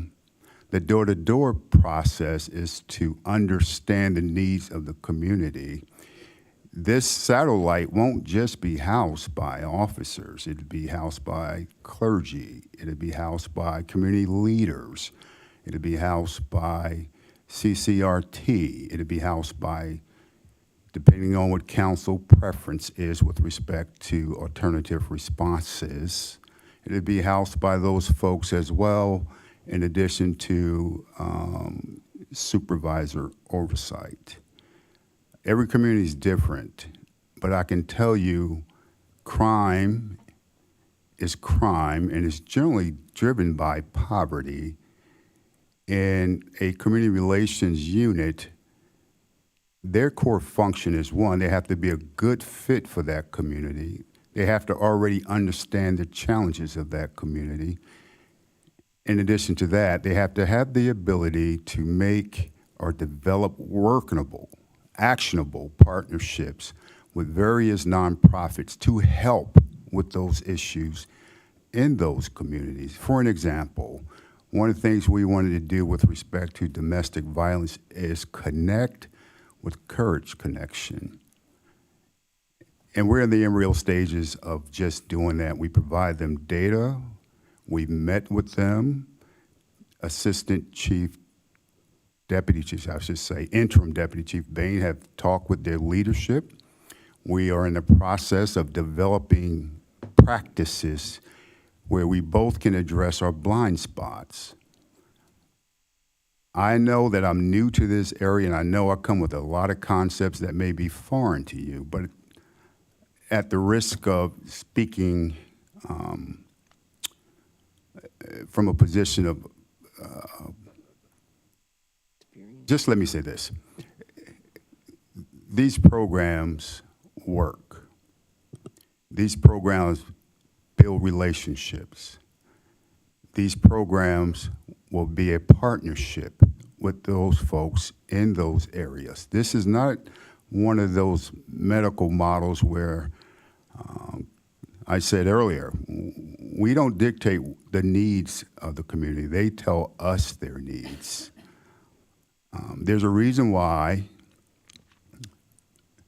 IACP, International Associations of Police Chiefs, want to feature Urbana Police Department next year in Boston because of some of the things that I've been able to do with respect to community in other places. And they're excited about the opportunities that exist here. I understand your concerns. I get it. And I know you have a difficult decision to make. And I want to be a good team player. But I also want to be true to myself as well as the women and men of this department. I've modified that plan several times, and that's okay. I think as we start to develop data and we start making that available for public consumption, people will understand the needs and why I'm making these requests. With respect to finances, I've started a process called Financial CompStat, in which we track every dime spent and why. And you'll see that in the coming months with respect to how we do that in a presentation by Lisa Curtis. But I understand again your concerns. I think in the interest of time, I'll just submit to you what you probably had already, some of the things we've done and how some of those things were measured. So, is there any way that, instead of starting off with 3 officers, we can, you said you already have engaged 1 officer and it's starting to, is that what you said? No, what I'm saying, there are several officers here that have that spirit for that kind of work. Okay, and that only makes sense is to place those officers in those positions, but I can't do that because if I'm taking officers away from the rank and file, I'm impacting them negatively. I have to have officers to replace those that I'm willing to put out in those areas to do that kind of work. I would not, I want to underscore, would not recommend just 1 officer. We're talking about an area in which crime happens, folks. It does. We're talking about an area just a month ago, one of my officers, his head was banged in to the white meat where he needed staples in that same area.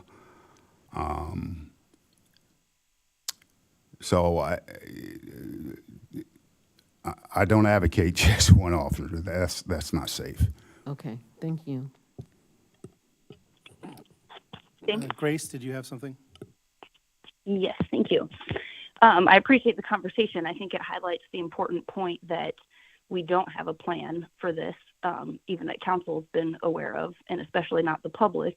And even submitting details later to council in the next week is not a public process and certainly not collaborative. As far as we need people to do the work, that's where the community task force comes in. It doesn't have to be police officers already hired in a position to figure it out. If we're talking about establishing programs in this community center, I think it would be way better to utilize the existing community resources, utilize the teachers, mentors, and tutors who are already there and people who are in a better position to do that type of work. I just heard from the chief of police that crime is driven by poverty, and I agree. And so then let's address poverty, and we are using money to do this instead. We've been told that these programs work just now, and also that it's important to be focused on data, but I'm not seeing the data that supports the creation of this. So I think that highlights why we need to bring back a plan with justifiable data for a budget amendment later. We need a community plan, not just the chief of police plan.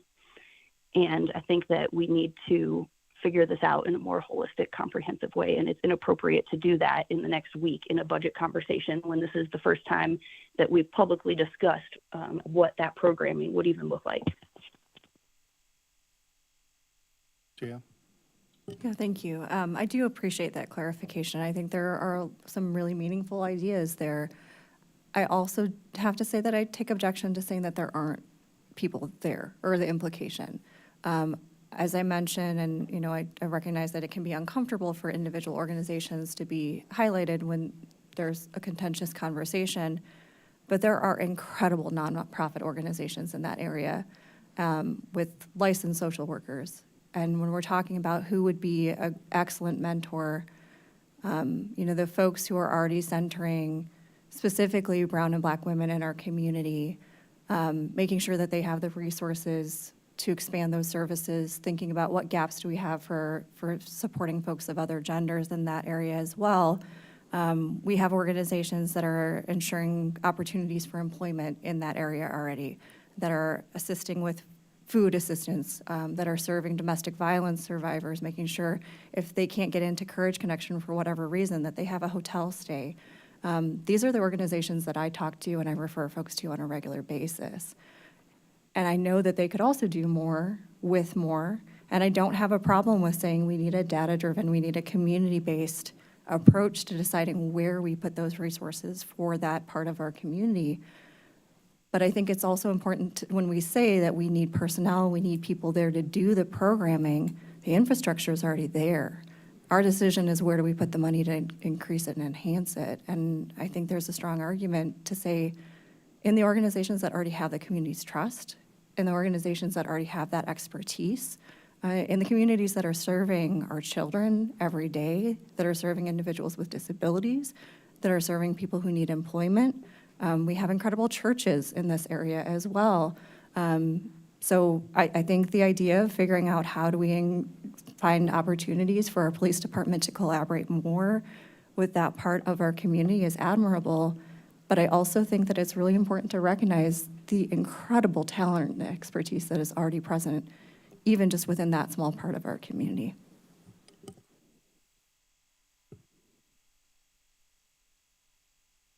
Mary I will Alice, take can the you take chair, and Sorry. the chair recognizes James.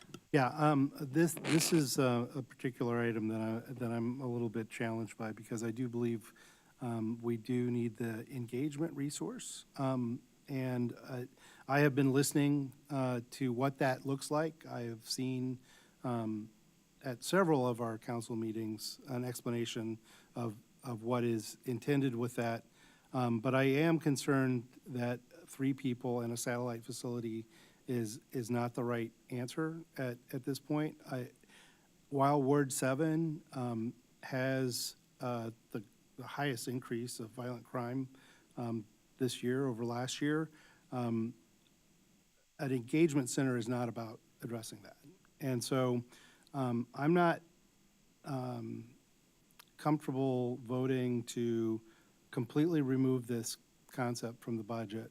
But I am, so I won't vote to completely remove it.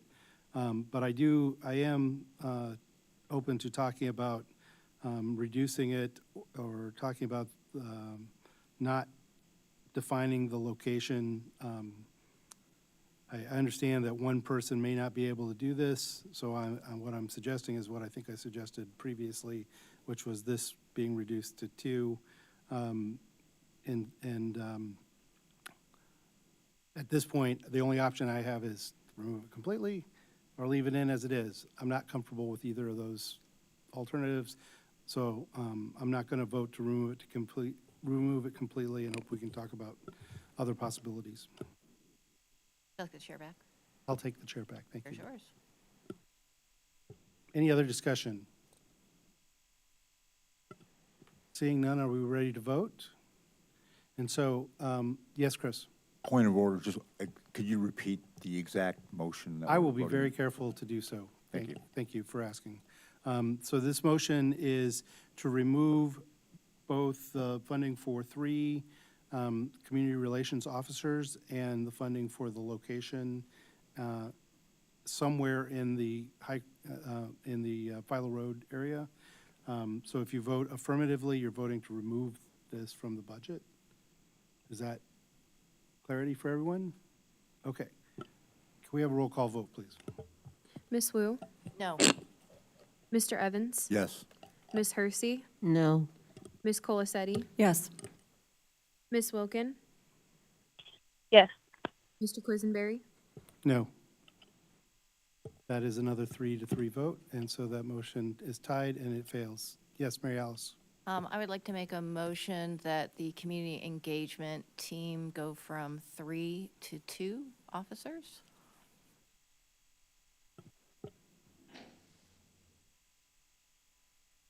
Is there a second?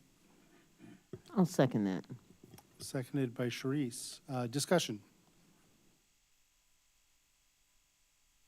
Yes, Mary Alice?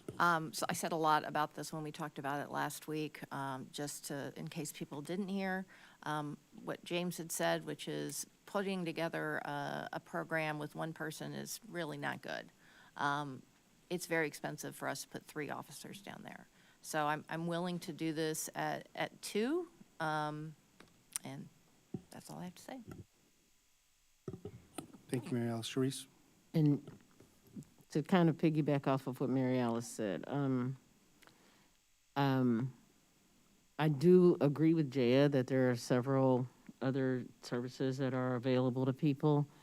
And, but I also recognize that, they can't service everything and they can't service everyone. And sometimes people fall between the cracks in trying to get from point A to point B. So that may be also an issue, whereas Chris was talking about the police officer that stood there with him and his mom. And that is, God, that was so incredibly moving when you said that. And sometimes that's what one person might need, is just somebody to stand there in their corner. But if they also have someone that can help them find the services, and you have to be able to work in conjunction with the other services too, when that's happening, and one person can't do that. We may not need 3, but 2 would be able, I think, to help folks in those conditions. And regarding, when we talk about poverty in Urbana and so on and so forth, I know that that's an issue. I also know that, there have been a couple of companies that have just pulled up and left in the past couple of years that probably increased that problem, definitely. And there's just, so much that anybody, any particular teacher or social worker or anyone can actually do. And I don't think, I'm not for the either or, I'm for the this and that. I agree that all boots on the ground help better when we're dealing with this kind of stuff.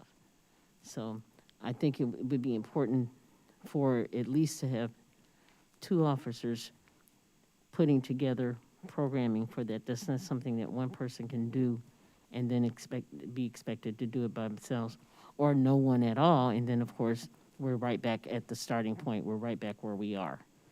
So we end up like not doing anything to help. And I think that having 2 officers at least trying to put that programming together. Anybody who knows when you're trying to get a new organization or something, it's all well and good for somebody to have it coming out of their head and, and doing it by themselves, but two works better when you can, you know, many hands make light work. So you want to try to have folks on board to help. And I think that I don't think there's any one way of, or one entity or one, I think if they're working in conjunction with all of those other services, that this could be very good for the people in need of that kind of assistance. So. All right, Jaya.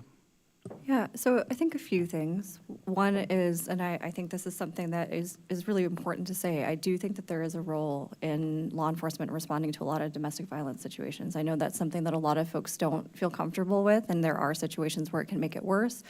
But often the most dangerous time for individuals is when they're trying to leave an abusive relationship. So I'm not discounting the fact that there are times where it absolutely is important and appropriate for there to be an officer present. I guess I'm confused why we're trying to recreate the wheel.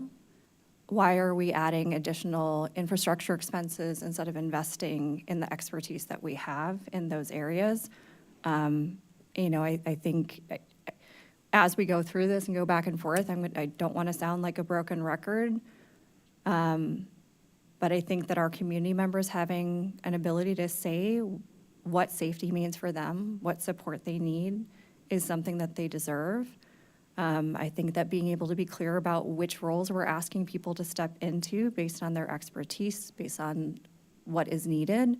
And I do include law enforcement in that. Like I said, I have absolutely seen times where it is helpful and important to have additional support for folks in domestic violence situations where a social worker might not be the appropriate person. But I do have a problem with saying a mentorship program is more appropriate outside of our nonprofits. I think, you know, when we talk about data, we chose to fund a bunch of incredible organizations with our ARPA money. How are we going to support that going forward? We have no plan for that. Those are one-time funds. So when we're talking about people slipping through the cracks, those cracks are just going to get bigger in Urbana because that ARPA money is going away. And we're going to ask our nonprofits to do more with less. Well, we could be doing more with this money, and they'd be able to make it go farther because they're not going to have to lease another building. They already have the expertise, they already have the training, and they already have the trust of our community. So I understand, I think we're probably going to end up in the same place again, but I will say it again, that I think in terms of our obligation to the community and our obligation in terms of fiscal responsibility, I think it is irresponsible to go off of anecdote and not go off of data to say this is the right approach for this part of our community that I walk to regularly.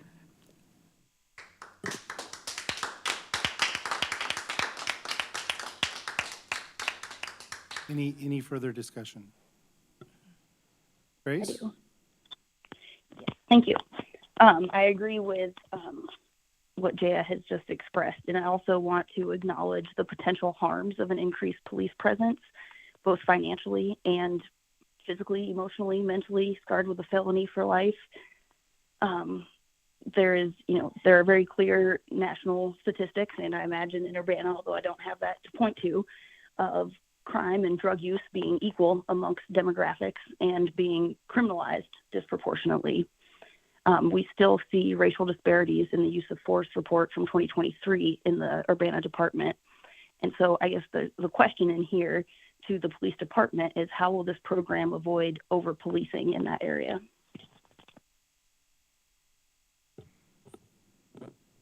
Chief Boone or I have the respond to mic. that? Yes. I understand your concern with over-policing. That's not new to me. I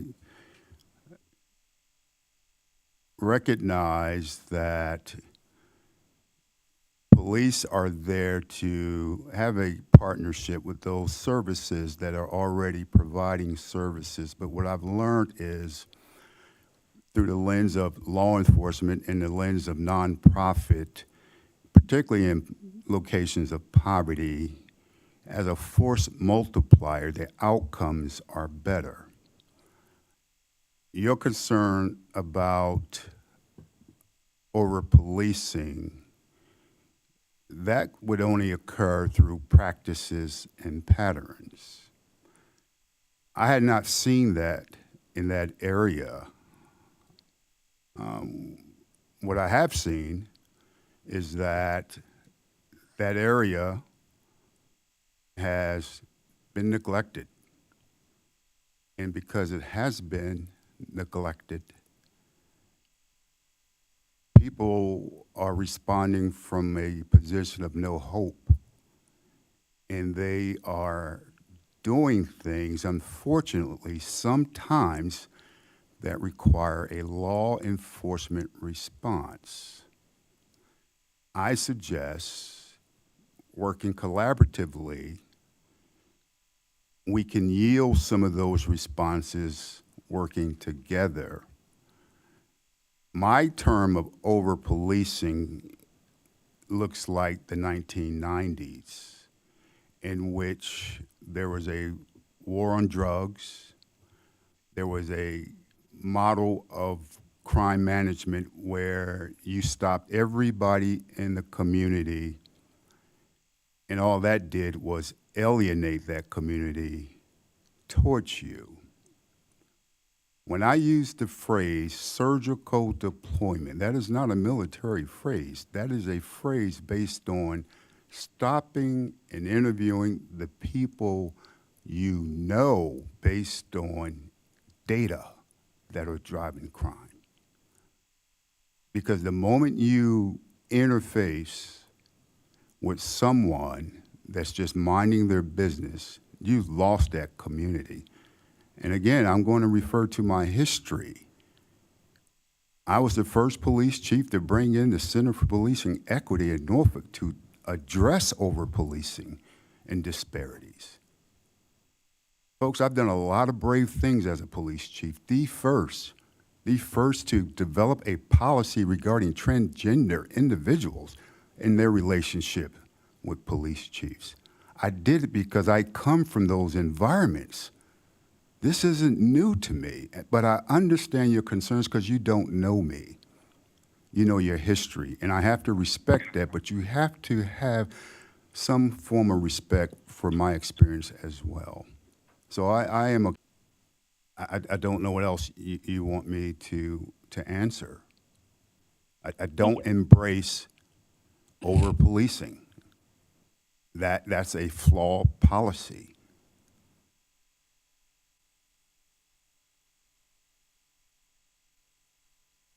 Grace, are you there?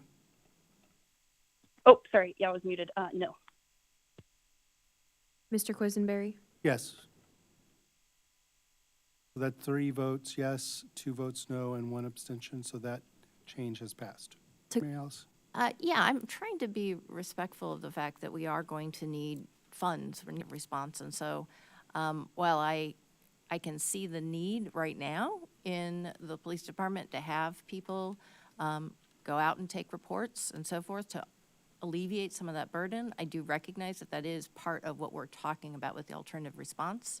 So that's the reason why I think at this time, I don't think we should move forward with those 2 positions. It doesn't mean that we won't get there, but we just don't know what that full picture looks like right now.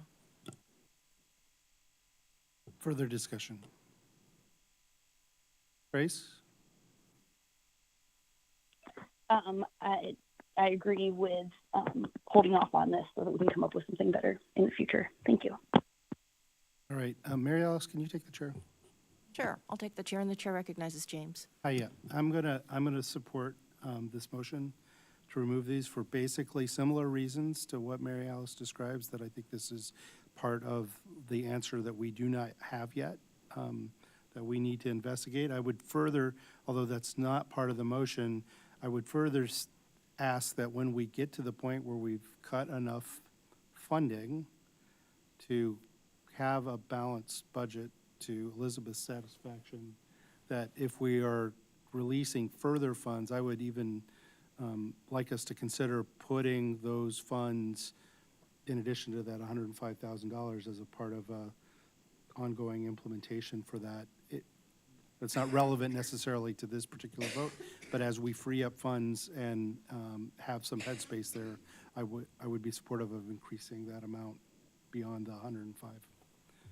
And I'm done. Or would you like the chair back? I'll take the chair back. Can I ask a question of staff? Yes, go ahead, Mary Alice. So Elizabeth, at the moment, we've eliminated one of the community engagement officers. And if we eliminate the 2 non-sworn officers, does that put the budget in balance? Correct. The elimination of the community engagement team really didn't move us closer to a balanced budget because that was a one-time expense.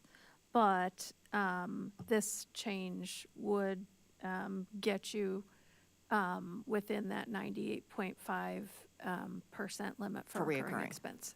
Okay, thank you. All right, thank you. Any other discussion? Seeing none, so a vote affirmative on this. If we're ready to vote, a vote affirmative would remove the non-sworn officers that were described in, I think, bullet number 5. Packet. Everybody understand? Can the clerk please call the roll? Miss Wu, Yes. Mr. Evans? Yes. Miss Hersey? Yes. Miss Colacetti? Yes. Miss Wilkin? Yes. Mr. Quisenberry? Yes. That passes unanimously. So we have an area which involves the senior leadership and the patrol officers. Does anybody want to make a motion with regard to that?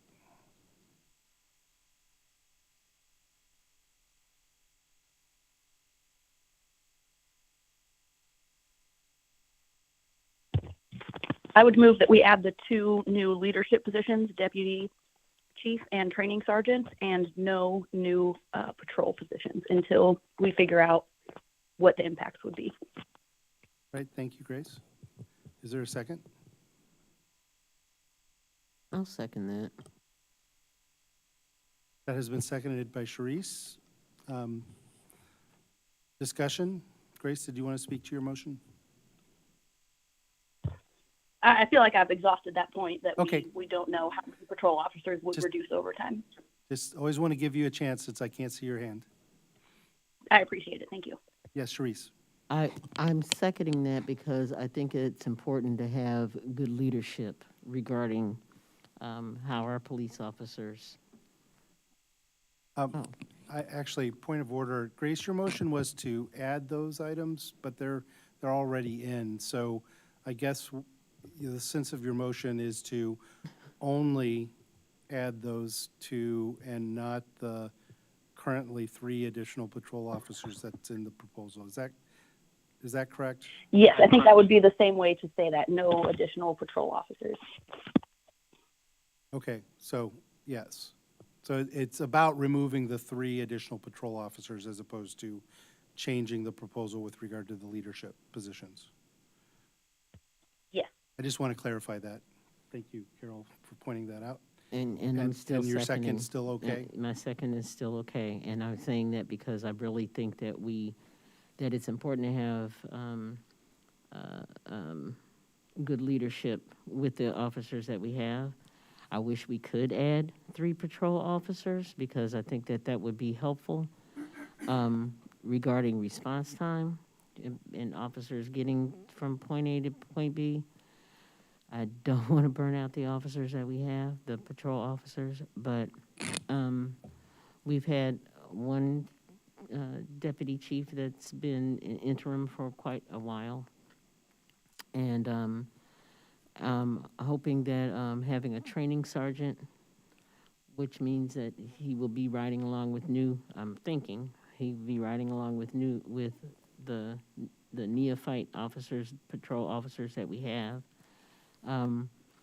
We need that. I think it's important for there to be that connection between what a patrol officer sees and what the upstairs is going to be dealing with. And that would help us to be more specific regarding getting patrol officers and what kind of patrol officers we want in Urbana as well. Because I still think we need more patrol officers. But I do know that not everyone that tests is someone that needs to be a police officer. And I think that those leadership positions would be more helpful in making those decisions at hiring times. Thank you. Mary Alice. So my thought is this, the original request from the police department was to add an additional 3 patrol officers. And then in addition to that, to have these 2 new leadership positions. And as I thought through some of this information, as I looked through the Barry Dunn report, my thought was, I think that we could, at this time, add 2 patrol officers instead of 3, but I think it is not responsible of the city council to say no additional patrol staff, which my understanding of this motion basically means there's no addition to patrol staff. So for that reason, I will be voting against this. Right. Jaya. Yeah, thank you. I think it's very likely that we do need additional patrol, but I, again, don't feel confident saying that because we don't know what responsibilities might be moved away from the police department. And we have no indication that it'll mean less work for the officers that we have, since we've been repeatedly told that overtime is likely to increase even with additional officers. So I will be voting to agree with this at this time, and I hope that we can see a plan for what staffing that allows for a break for our officers will look like once we have a clearer sense of overall needs. Thank you, Jaya. Any other discussion? Mary Alice, would you take the chair? Yep, I will take the chair, and the chair recognizes James. All right, so I've been pretty clear about this. I do appreciate the motion from where Grace is coming. I do appreciate that it supports, it does not remove the leadership positions that I think we need, but I do think we need to add patrol officers. I am not convinced that we need to add 3, but I because this one says remove all 3, I'm going to vote no for this, and we'll look maybe for an alternative motion if this one fails. Thank you. The chair back? I'll take the chair back. Thank Chair's you. yours. Yes, Sharice. I'm just going to add one more thing, and that is, I recognize that during the course of fiscal year, we can make amendments to the budget for the purposes, if needed, to add 2 more officers probably. And just from my perspective, I really believe that leadership areas need to be fulfilled.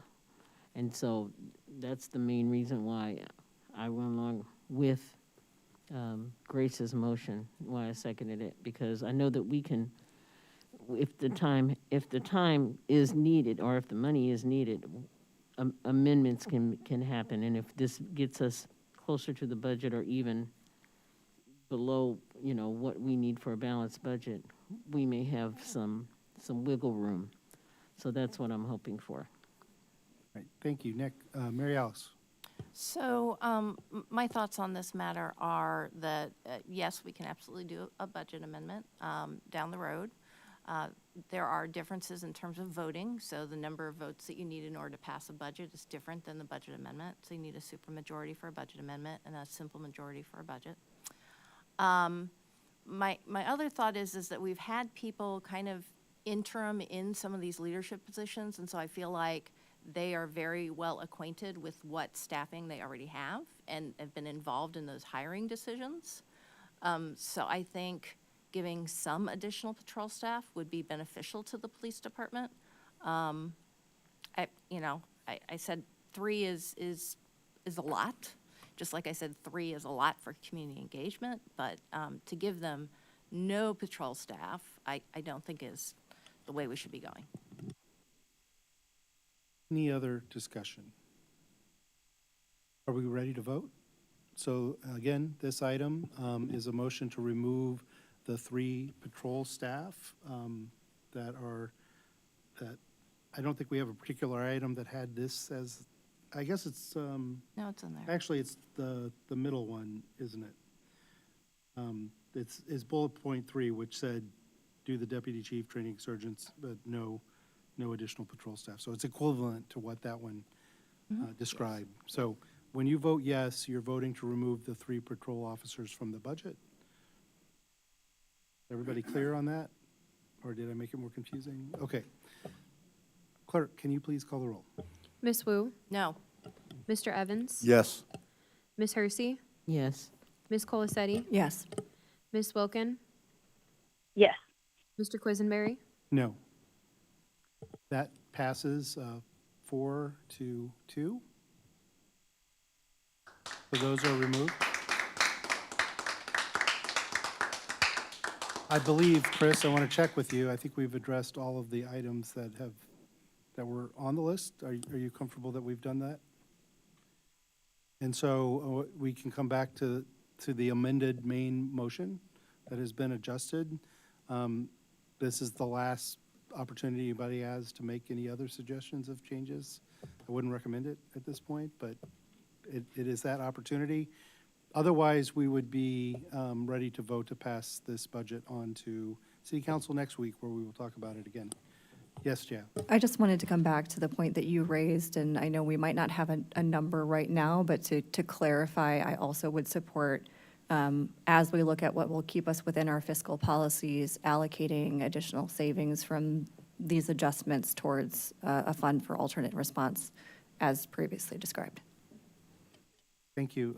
Should we have a straw poll to assess the whole council's feelings about that concept? Oh, sorry. Yes, go ahead, Mary Alice. I would like to do that when when we're at the last vote. I mean, in straw poll in terms of that's kind of like our intention, I think is appropriate. But it should be included in the final vote next week. Yes, Sharice. And my understanding was that it was the monies from the community service responders, not everything, but the monies from the community service responders in particular. Is that what you? Yeah, to clarify, Bonded. we Was talked that- about the 105,000 from the study Right. to preserve that. Right. What my intent was to say, and I may not have been clear, was that as we addressed the shortfall in the budget and got to the level that's acceptable, as we removed other things and created more capacity, I wanted us to consider adding that capacity to the implementation, to that 105,000, so that we would have money to implement an alternate response model. And it wasn't just strictly about one of the removals or another. It was as we did these changes and the budget became clear and we knew how much capacity we had, we would allocate a certain part of that, in addition to the 105,000, to a set of funds that we were looking to utilize for an alternate response. It might not be enough, depending on what that model looks like, but it would be a start towards that. That was my intent. Okay. All right.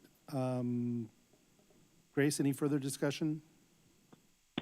Thank you. Yeah, I was just wanted to clarify that we were talking about, so recapping, adding the 105,000 plus the money that would have potentially gone to the 3 community responders to potentially put in a fund that would be designated money without city spending authority. Is that correct in the details? Yeah, if I could clarify a little bit more, it's, yes, that 105,000, you're absolutely correct on. Then after we got to our rule-based level of funding, because we had to cover some gap in the budget, I was just suggesting that once we covered the gap in the budget, that we consider using the funds that we have saved by these various removals towards the alternate response model, or include that with the 105 towards the alternate response model. I can't tell you exactly what that number looks like. I haven't been keeping that score. Sure. Yeah. But it's Yeah, not thank just you. Yeah, I it's understand. just We'll not, figure it's that not out. just the community relations, it's not the community relations reduction, it's the CSR reduction, and now there's a patrol reduction as well that has created more space in the budget at this point. So I don't know what that number looks like, but I wanted to share that idea of making a bigger set aside, particularly for the alternate response implementation. Yes, yeah. Yeah, thank you. And I Sorry. agree with that. Sorry, just to further clarify and make it, as we're thinking about straw polling, the 105 is already something that we have agreed upon. We're just figuring out the exact process to make sure that it fits the model that was described earlier. And just to kind of echo what James is saying is on top of that, to straw poll, if there's general agreement that additional funds, once we have a sense of what that total amount would be, should be considered to be allocated towards that fund as well. Yes, Thank you. Mary And I Alice. think Go ahead, Grace, sorry. my clarifying question is about the spending authority, back to the first part of this meeting tonight, about if we're doing a straw poll to designate this money, does that include without spending authority? So it would require council approval to be spent, because once it's in the budget, it doesn't require any further approval from the council and therefore the public. Yes, Gia. Yeah, I think, and James, correct me if I'm wrong, what we're discussing is further money to be available from the way that we described it earlier, which would ensure that it was specifically safeguarded for the use by the council to support alternate response, either further study or beginning the implementation after the Barry Dunn study is complete. So making it very clear that it's something that would not require a budget amendment, because it's important that the council is able to initiate that process, but it is clearly designated as funding for that purpose and for no other purpose, which is what we agreed upon earlier in this meeting. Mary Alice. So while I agree with what we did earlier, which is the Barry Dunn money and the 2 non-sworn officers being part of the alternative response, I am concerned that if we are removing 3 patrol officers and we're saying that's not going into alternative response, and we discover that we still need staffing, then we don't have the money to do that. So I think I would rather say that we would use the money rather than alternative response, but to enhance public safety. And that would give it a broader brush. Yes, Gia. I'm not going to vote for that. I don't have a problem with separating out those different pieces, but in saying public safety, that's how the Barry Dunn study went way off track from what the original intent was too. The goal with that study was to explore alternate responses focused on racial justice. That piece we don't even have yet. What we do have are staffing studies. So I'm not comfortable putting a broad umbrella. I think it's really important that we're specific.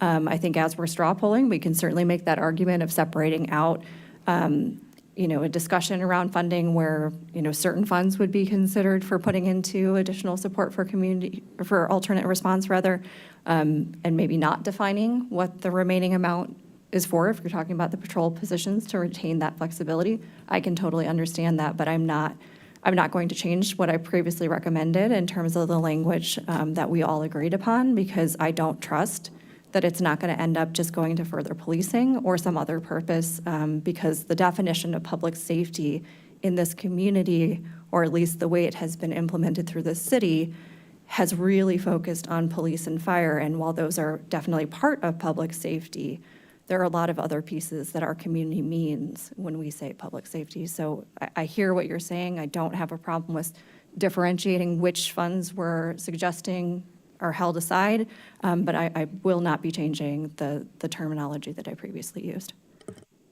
Thank you. Then maybe it'd be best that we leave it at the 105 plus the CSR savings at this point, to not muddy the issue. I would agree with that. Okay.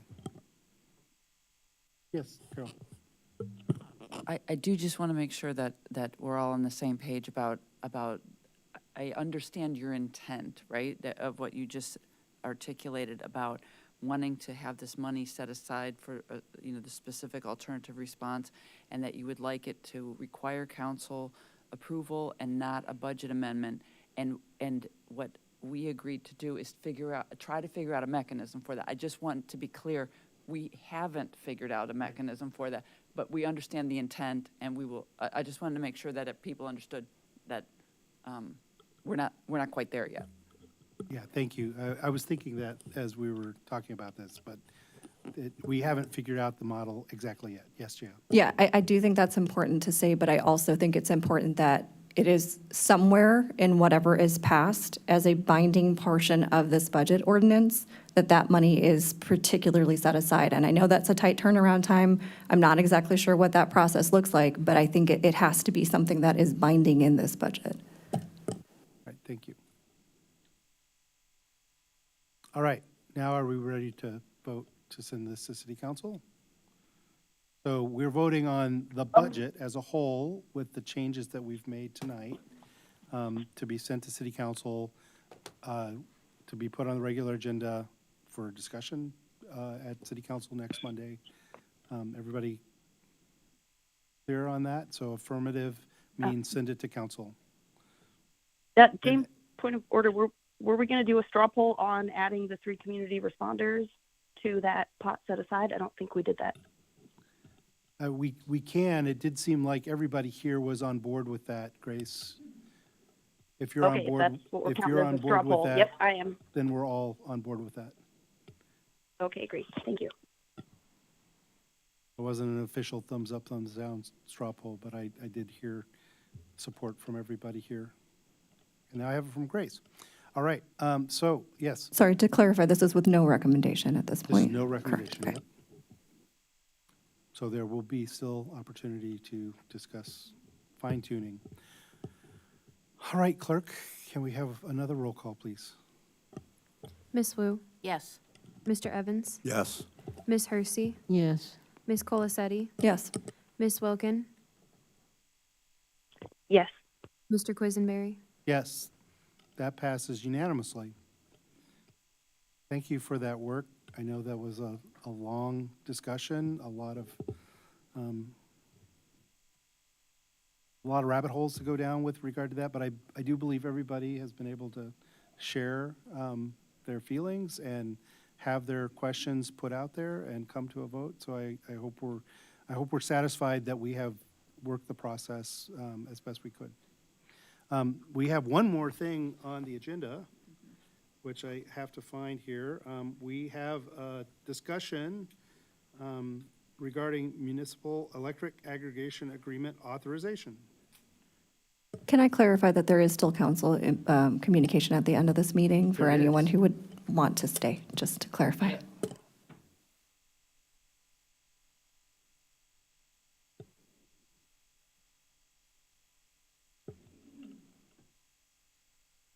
Thank you, Tim and Scott, for staying with us to deliver the message that we're going to get on this tonight. We're My here fingers are for crossed you. for good news. Well, we'll get into it.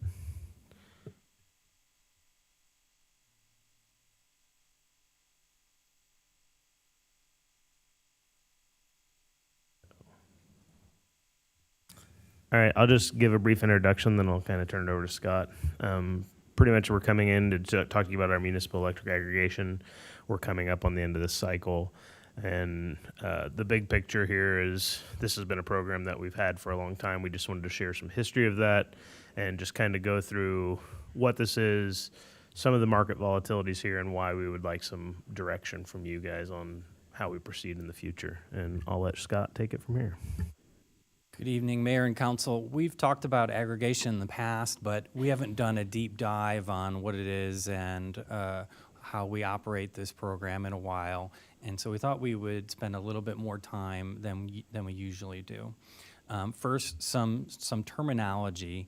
When we talk about a consultant, we're talking about an energy consultant who performs a number of tasks, including bringing vendors to market to bid on an electric supply agreement.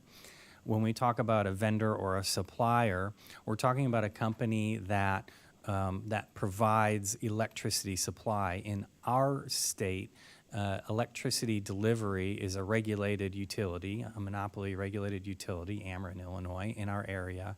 But electricity supply is a deregulated market, and so we can choose any different supplier we want. When we talk about RECs, that's shorthand for renewable energy credits. Renewable energy credits are how we purchase the renewable attributes of electricity generated by renewable energy sources. There's really a separate market for that. Electrons are produced by a number of different power plants, regardless of how those electrons are produced. That's one market. Renewable energy credits are generated by, say, a wind turbine separately and sold separately from those electrons, and we buy those renewable energy credits to green our power supply. And then the last thing we're going to talk about today is the price to compare, or the default electricity supply price.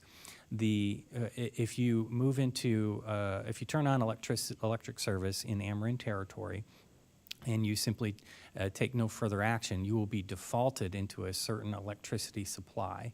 That's actually not Ameren electricity supply, although that's generally how people describe it.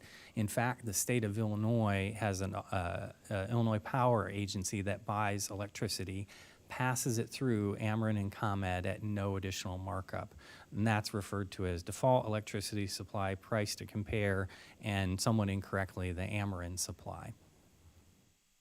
Okay, so municipal electric aggregation is the bulk purchase of electricity for all the residents, all those residential and actually, in fact, small commercial accounts in the city. This is created by state statute at the same time that the state deregulated the electricity supply market. So the point is to, instead of 10,000 households each making their own best choice they can for an electric supply option, we bundle them into one purchasing group, bring in an expert in this market, and bring bidders to bear and get better prices. What else do we want to say? Our program is operated as an opt-out program, so we automatically enroll every account into our electricity supply price that we've secured. That's how almost every municipal electric aggregation program in the state is operated, because if you have an if you do the reverse, where we secure a price and then simply make it available to residents, almost no one will opt into it.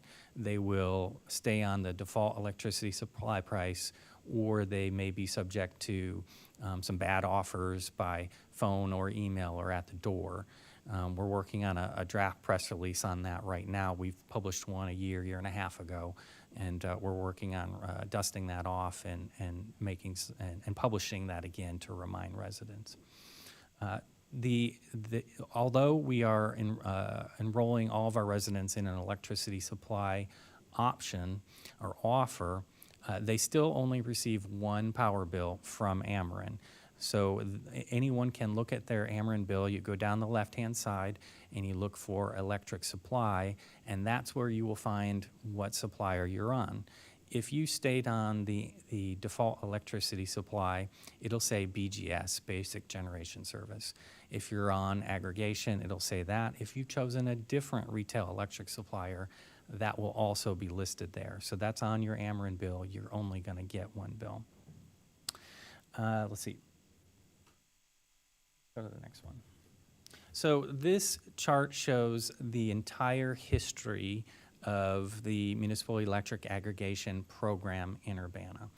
And what we've plotted here is PTC, price to compare. That's the default electricity supply price. That's the price that when we go to bid, we're trying to beat that price.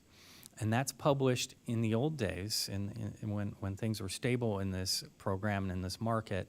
That was published once a year by the state of Illinois, and then we had time to try and beat that price on a 1, 2, 3-year contract.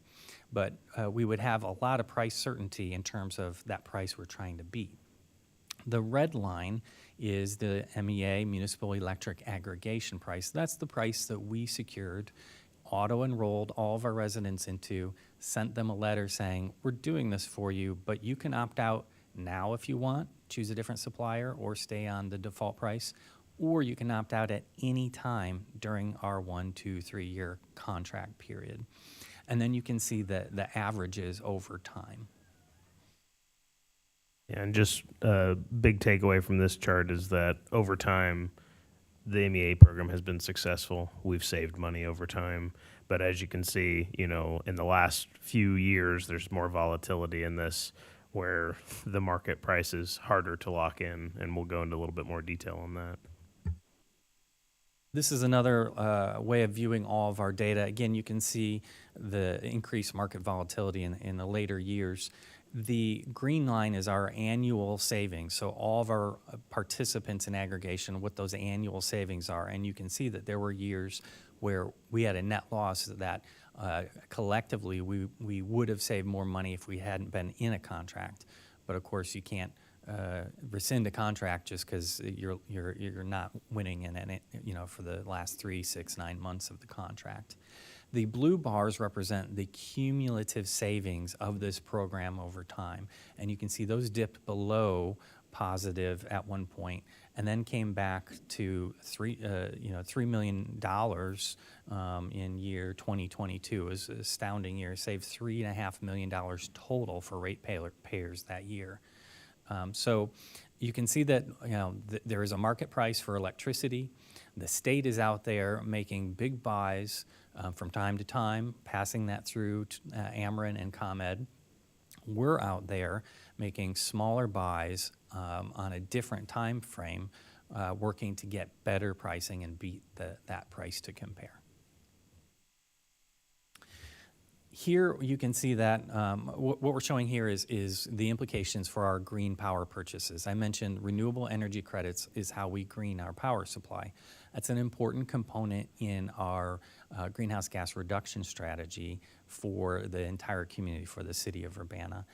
And in the past, we were always able to create a decent margin of savings as compared to the price to compare.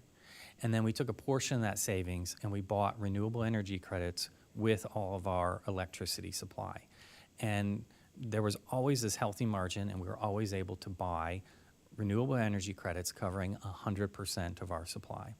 In our last contract, the margin of savings was so small between the prices we were offered and the price to compare that we had to dramatically reduce down to 26% the amount of renewable energy credits we were buying with our supply in order to maintain some small margin of savings. And so you can see the implications here. Now, most of our electricity supply through aggregation is in the residential sector. I mentioned that technically small commercial accounts are also enrolled, but that's a quite small portion. So you can see that overall our greenhouse gas inventory in the stacked area graph stayed flat even though we bought less renewable energy credits. And the residential sector of our greenhouse gas inventory actually increased in the last year. Now the overall stayed flat, and we did stay under our first target of a 25% reduction because other elements of our greenhouse gas inventory continue to go down, which is what we want. If the bottom chart shows that what would the outcome if we had remained at 100%, you would see we would continue to decline in our pollution reduction. So I mentioned that, and some of those charts showed that in the first maybe 8 years of the Municipal Electric Aggregation Program, and we've been doing this since the state has authorized this.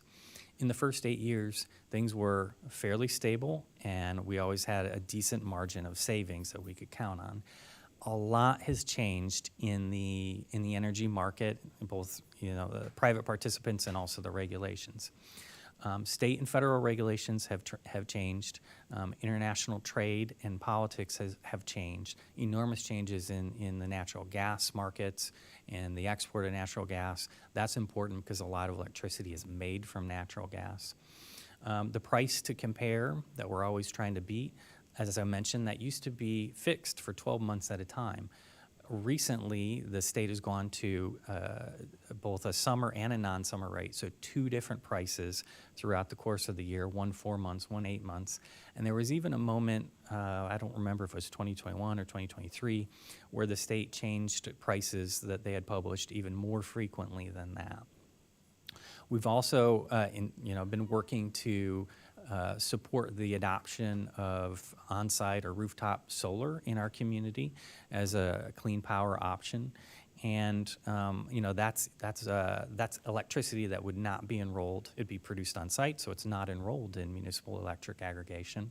I did check that, and we are at about 4% of residential accounts in Urbana have on-site generation. That seems small, but it's actually, when we talk to other cities, they're impressed by that. I think their rates are much lower. We also have a new electric supply option called community solar in the state of Illinois. That didn't exist for the first 8 or 9 years of municipal electric aggregation in the state. Community solar allows households to subscribe their electricity to a solar array that's somewhere out there, not on their property. We've seen the continued growth of the state's renewable portfolio standard. That is the law that requires all of the electricity suppliers to gradually, every year, increase the proportion of their electric supply that they sell in the state that is from renewable sources. And that every year is improving our greenhouse gas inventory without any other actions taken here. So moving forward, we have a number of things for council to consider. One is so we are offered, when we go to market to get bids for municipal electric aggregation supply, these offers are made available for the remainder of the day. If, bids come in at 10 or 2, they're good. They're honoring those prices till 5 p.m. That does not give us time to have 2 council meetings. Now, in the past, in the first 8 years, we would come and authorize the mayor to execute an agreement, 2 months, 3 months before our consultant said we were probably going to bid. And that worked for a while. Recently, because the market has gotten more volatile, we're not getting that kind of several month advance notice from our consultant. They're calling with 2 weeks or 10 days and saying the best date to go to bid is this date. Last time this happened, we came before you, and we, without going to committee of the whole, we went straight to city council and got the authorization, on 9 days' notice. But that's really not viable. I mean, it's not a great strategy. Let's put it that way. Talking to our consultant and calling some other cities. Maybe half, 3/4 of the cities, I haven't surveyed every city, but a lot of cities have just amended their ordinance. They all started like we did. Everybody has the same ordinance, the same resolutions. They started like we did, ran into this problem, and ended up amending their ordinance to authorize the mayor or the mayor and the city administrator on an ongoing basis, because this is a market offer that's good for a day. So that's one thing I want to mention. Other things that we're seeking council feedback on is, how we want to approach these supply offers that aren't so obviously saving a significant margin of money.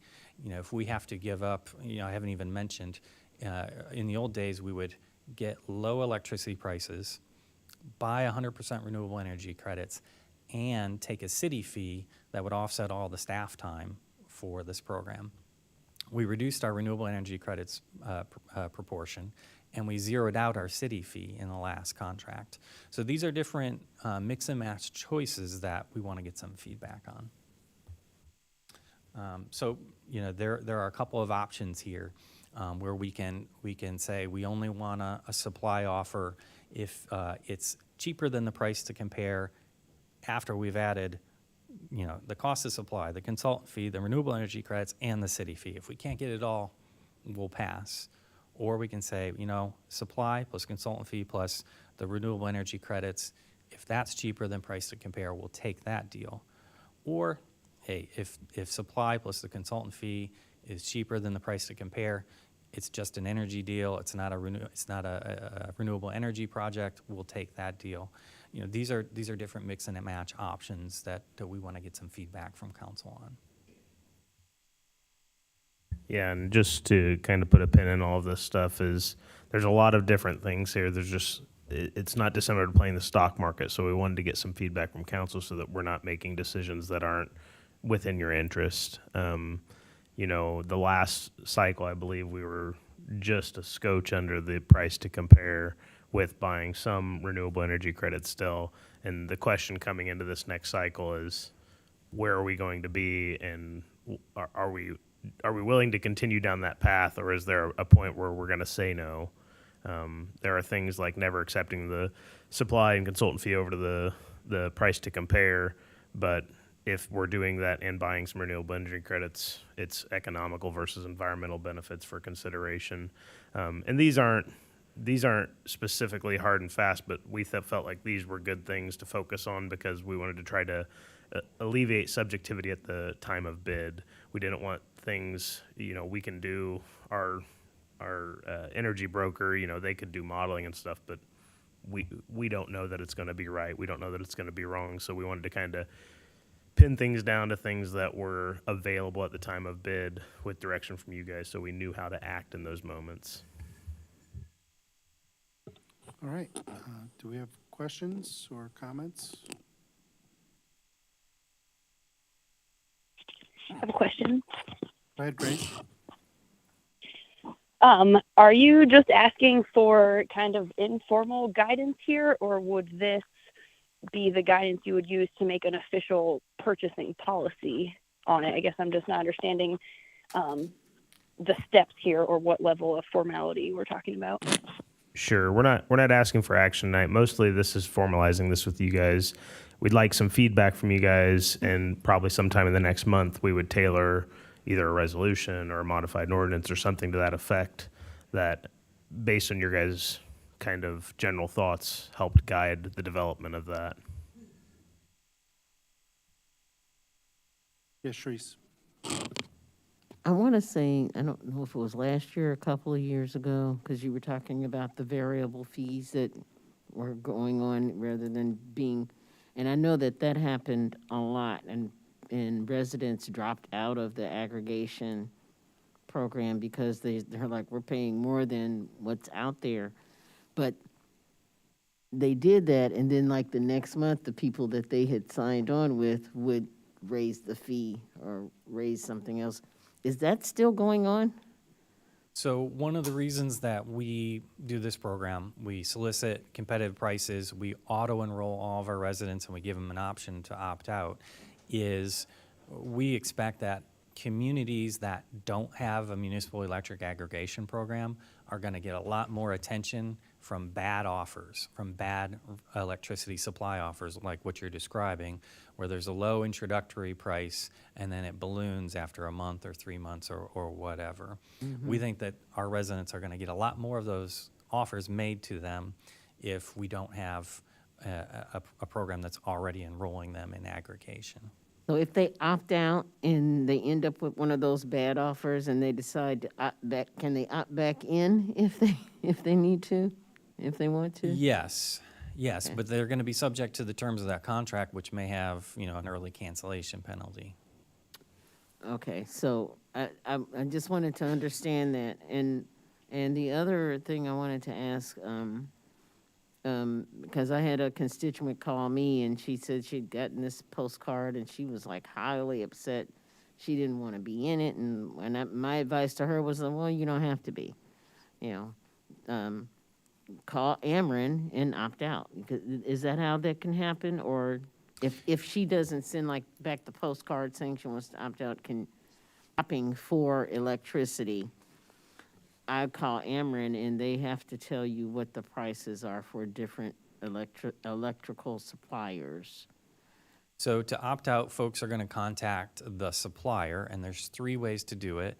They can return the opt-out card, which is mailed once at the beginning of the contract period, or if the price changes at the beginning, before that price changes. Mm-hmm. They can call the supplier, or they can opt out on the supplier's website. all that information is on this, there's a webpage on the city's website to that effect. Okay, thank you.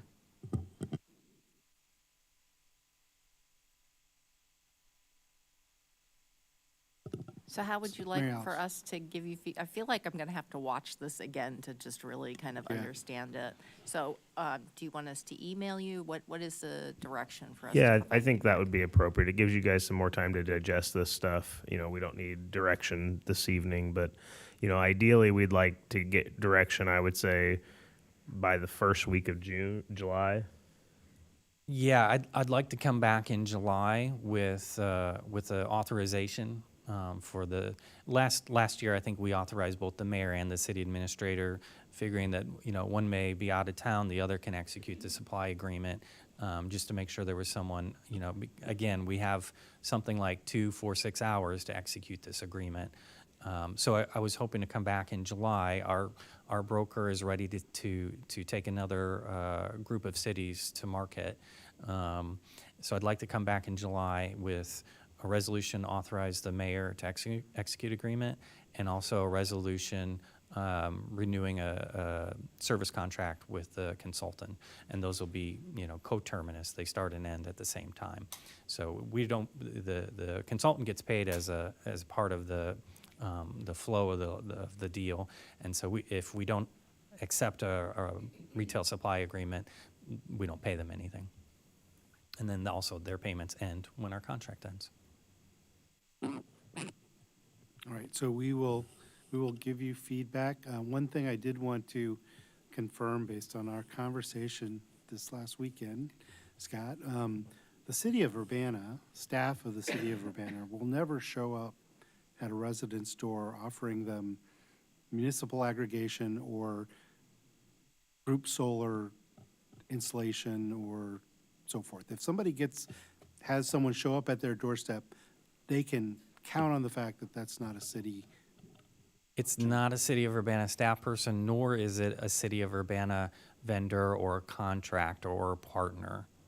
So if they're happy with their aggregation situation and their power situation, they should just ask those individuals to leave. Yeah, absolutely. All right. James? Yes, Grace? Thank you.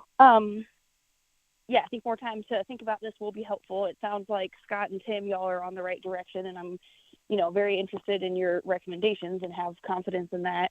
It sounds like, you know, what you're proposing makes sense to make sure that it's price competitive and has some environmental benefits, and balancing those things out for the best deal that we can. So I think that, you know, we're on the right track, and, you know, if you propose the details, we can talk more details then. My question was about the current aggregate and how much longer we have on that, because it sounds like we're not committed. Our consultants will go out and rebid soon. Our current supply agreement ends with the December meter read. Okay, thank you. All right, so we do have some time. Well, when the contract ends and a good time to go to market and get bids are not really related. So we're 6 months ahead or something, and our consultant's has already taken other groups to bid, and we weren't ready to authorize. So we're going to be put into another group of cities with our consultant, but they're ready to bid as soon as this group of cities is ready to authorize their electeds, actually. So I would say it's a matter of some urgency. I'm thinking, early July, I'd like to be back and get those resolutions passed. That's not very long from now.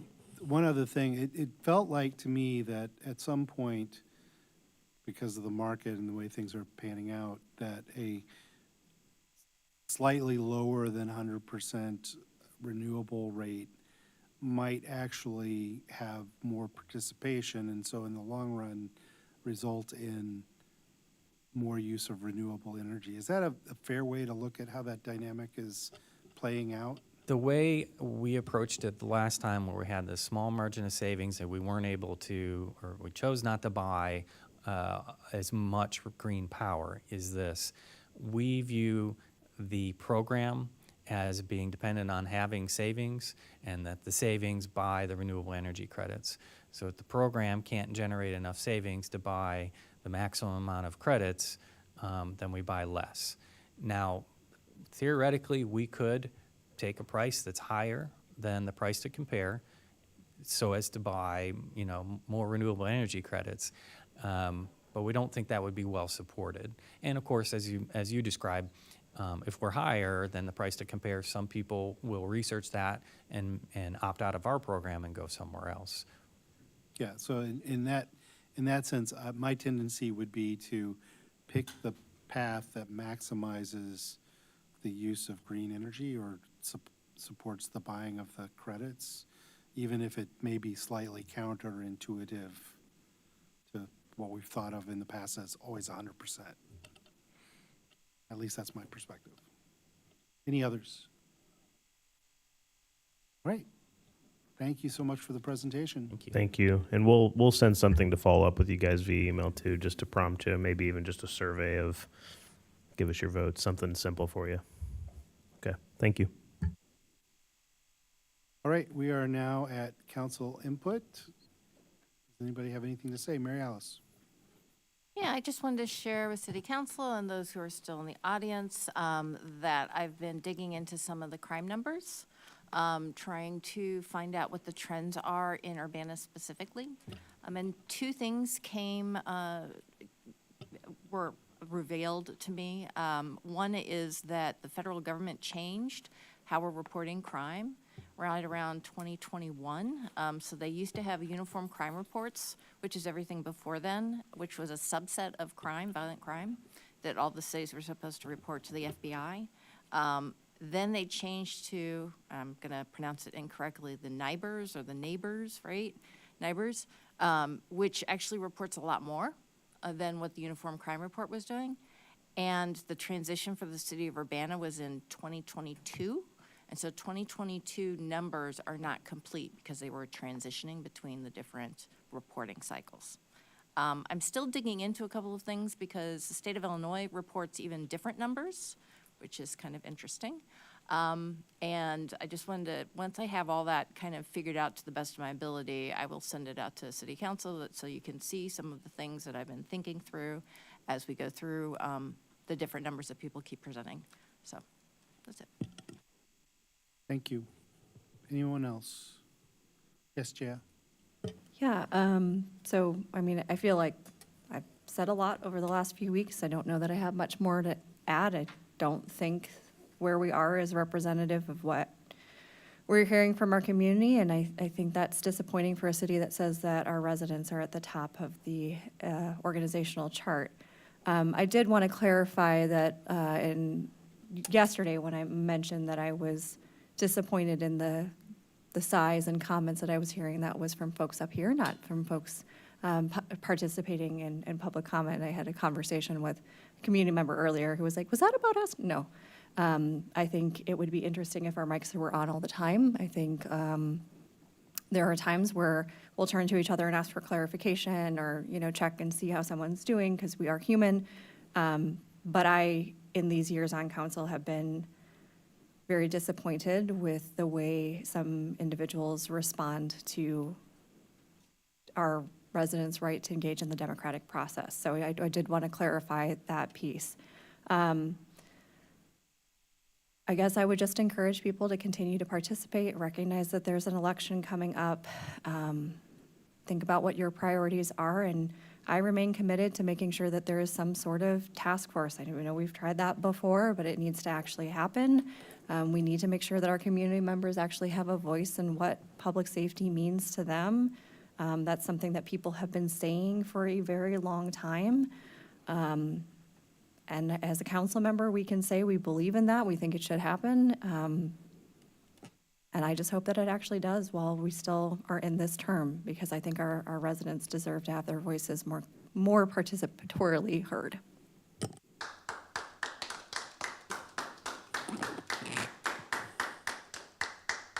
All right, Diane.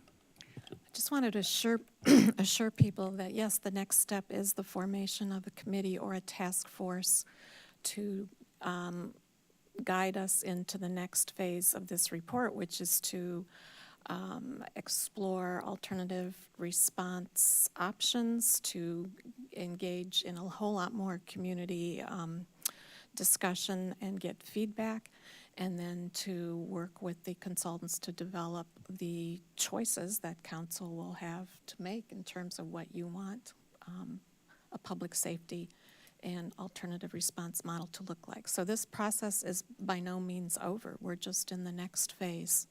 The first phase was the staffing analysis for fire and safety, but the really hard work now begins, and that's the collaborative and intensive examination of what the entire community believes is important and what public safety is going to look like in the future in Urbana.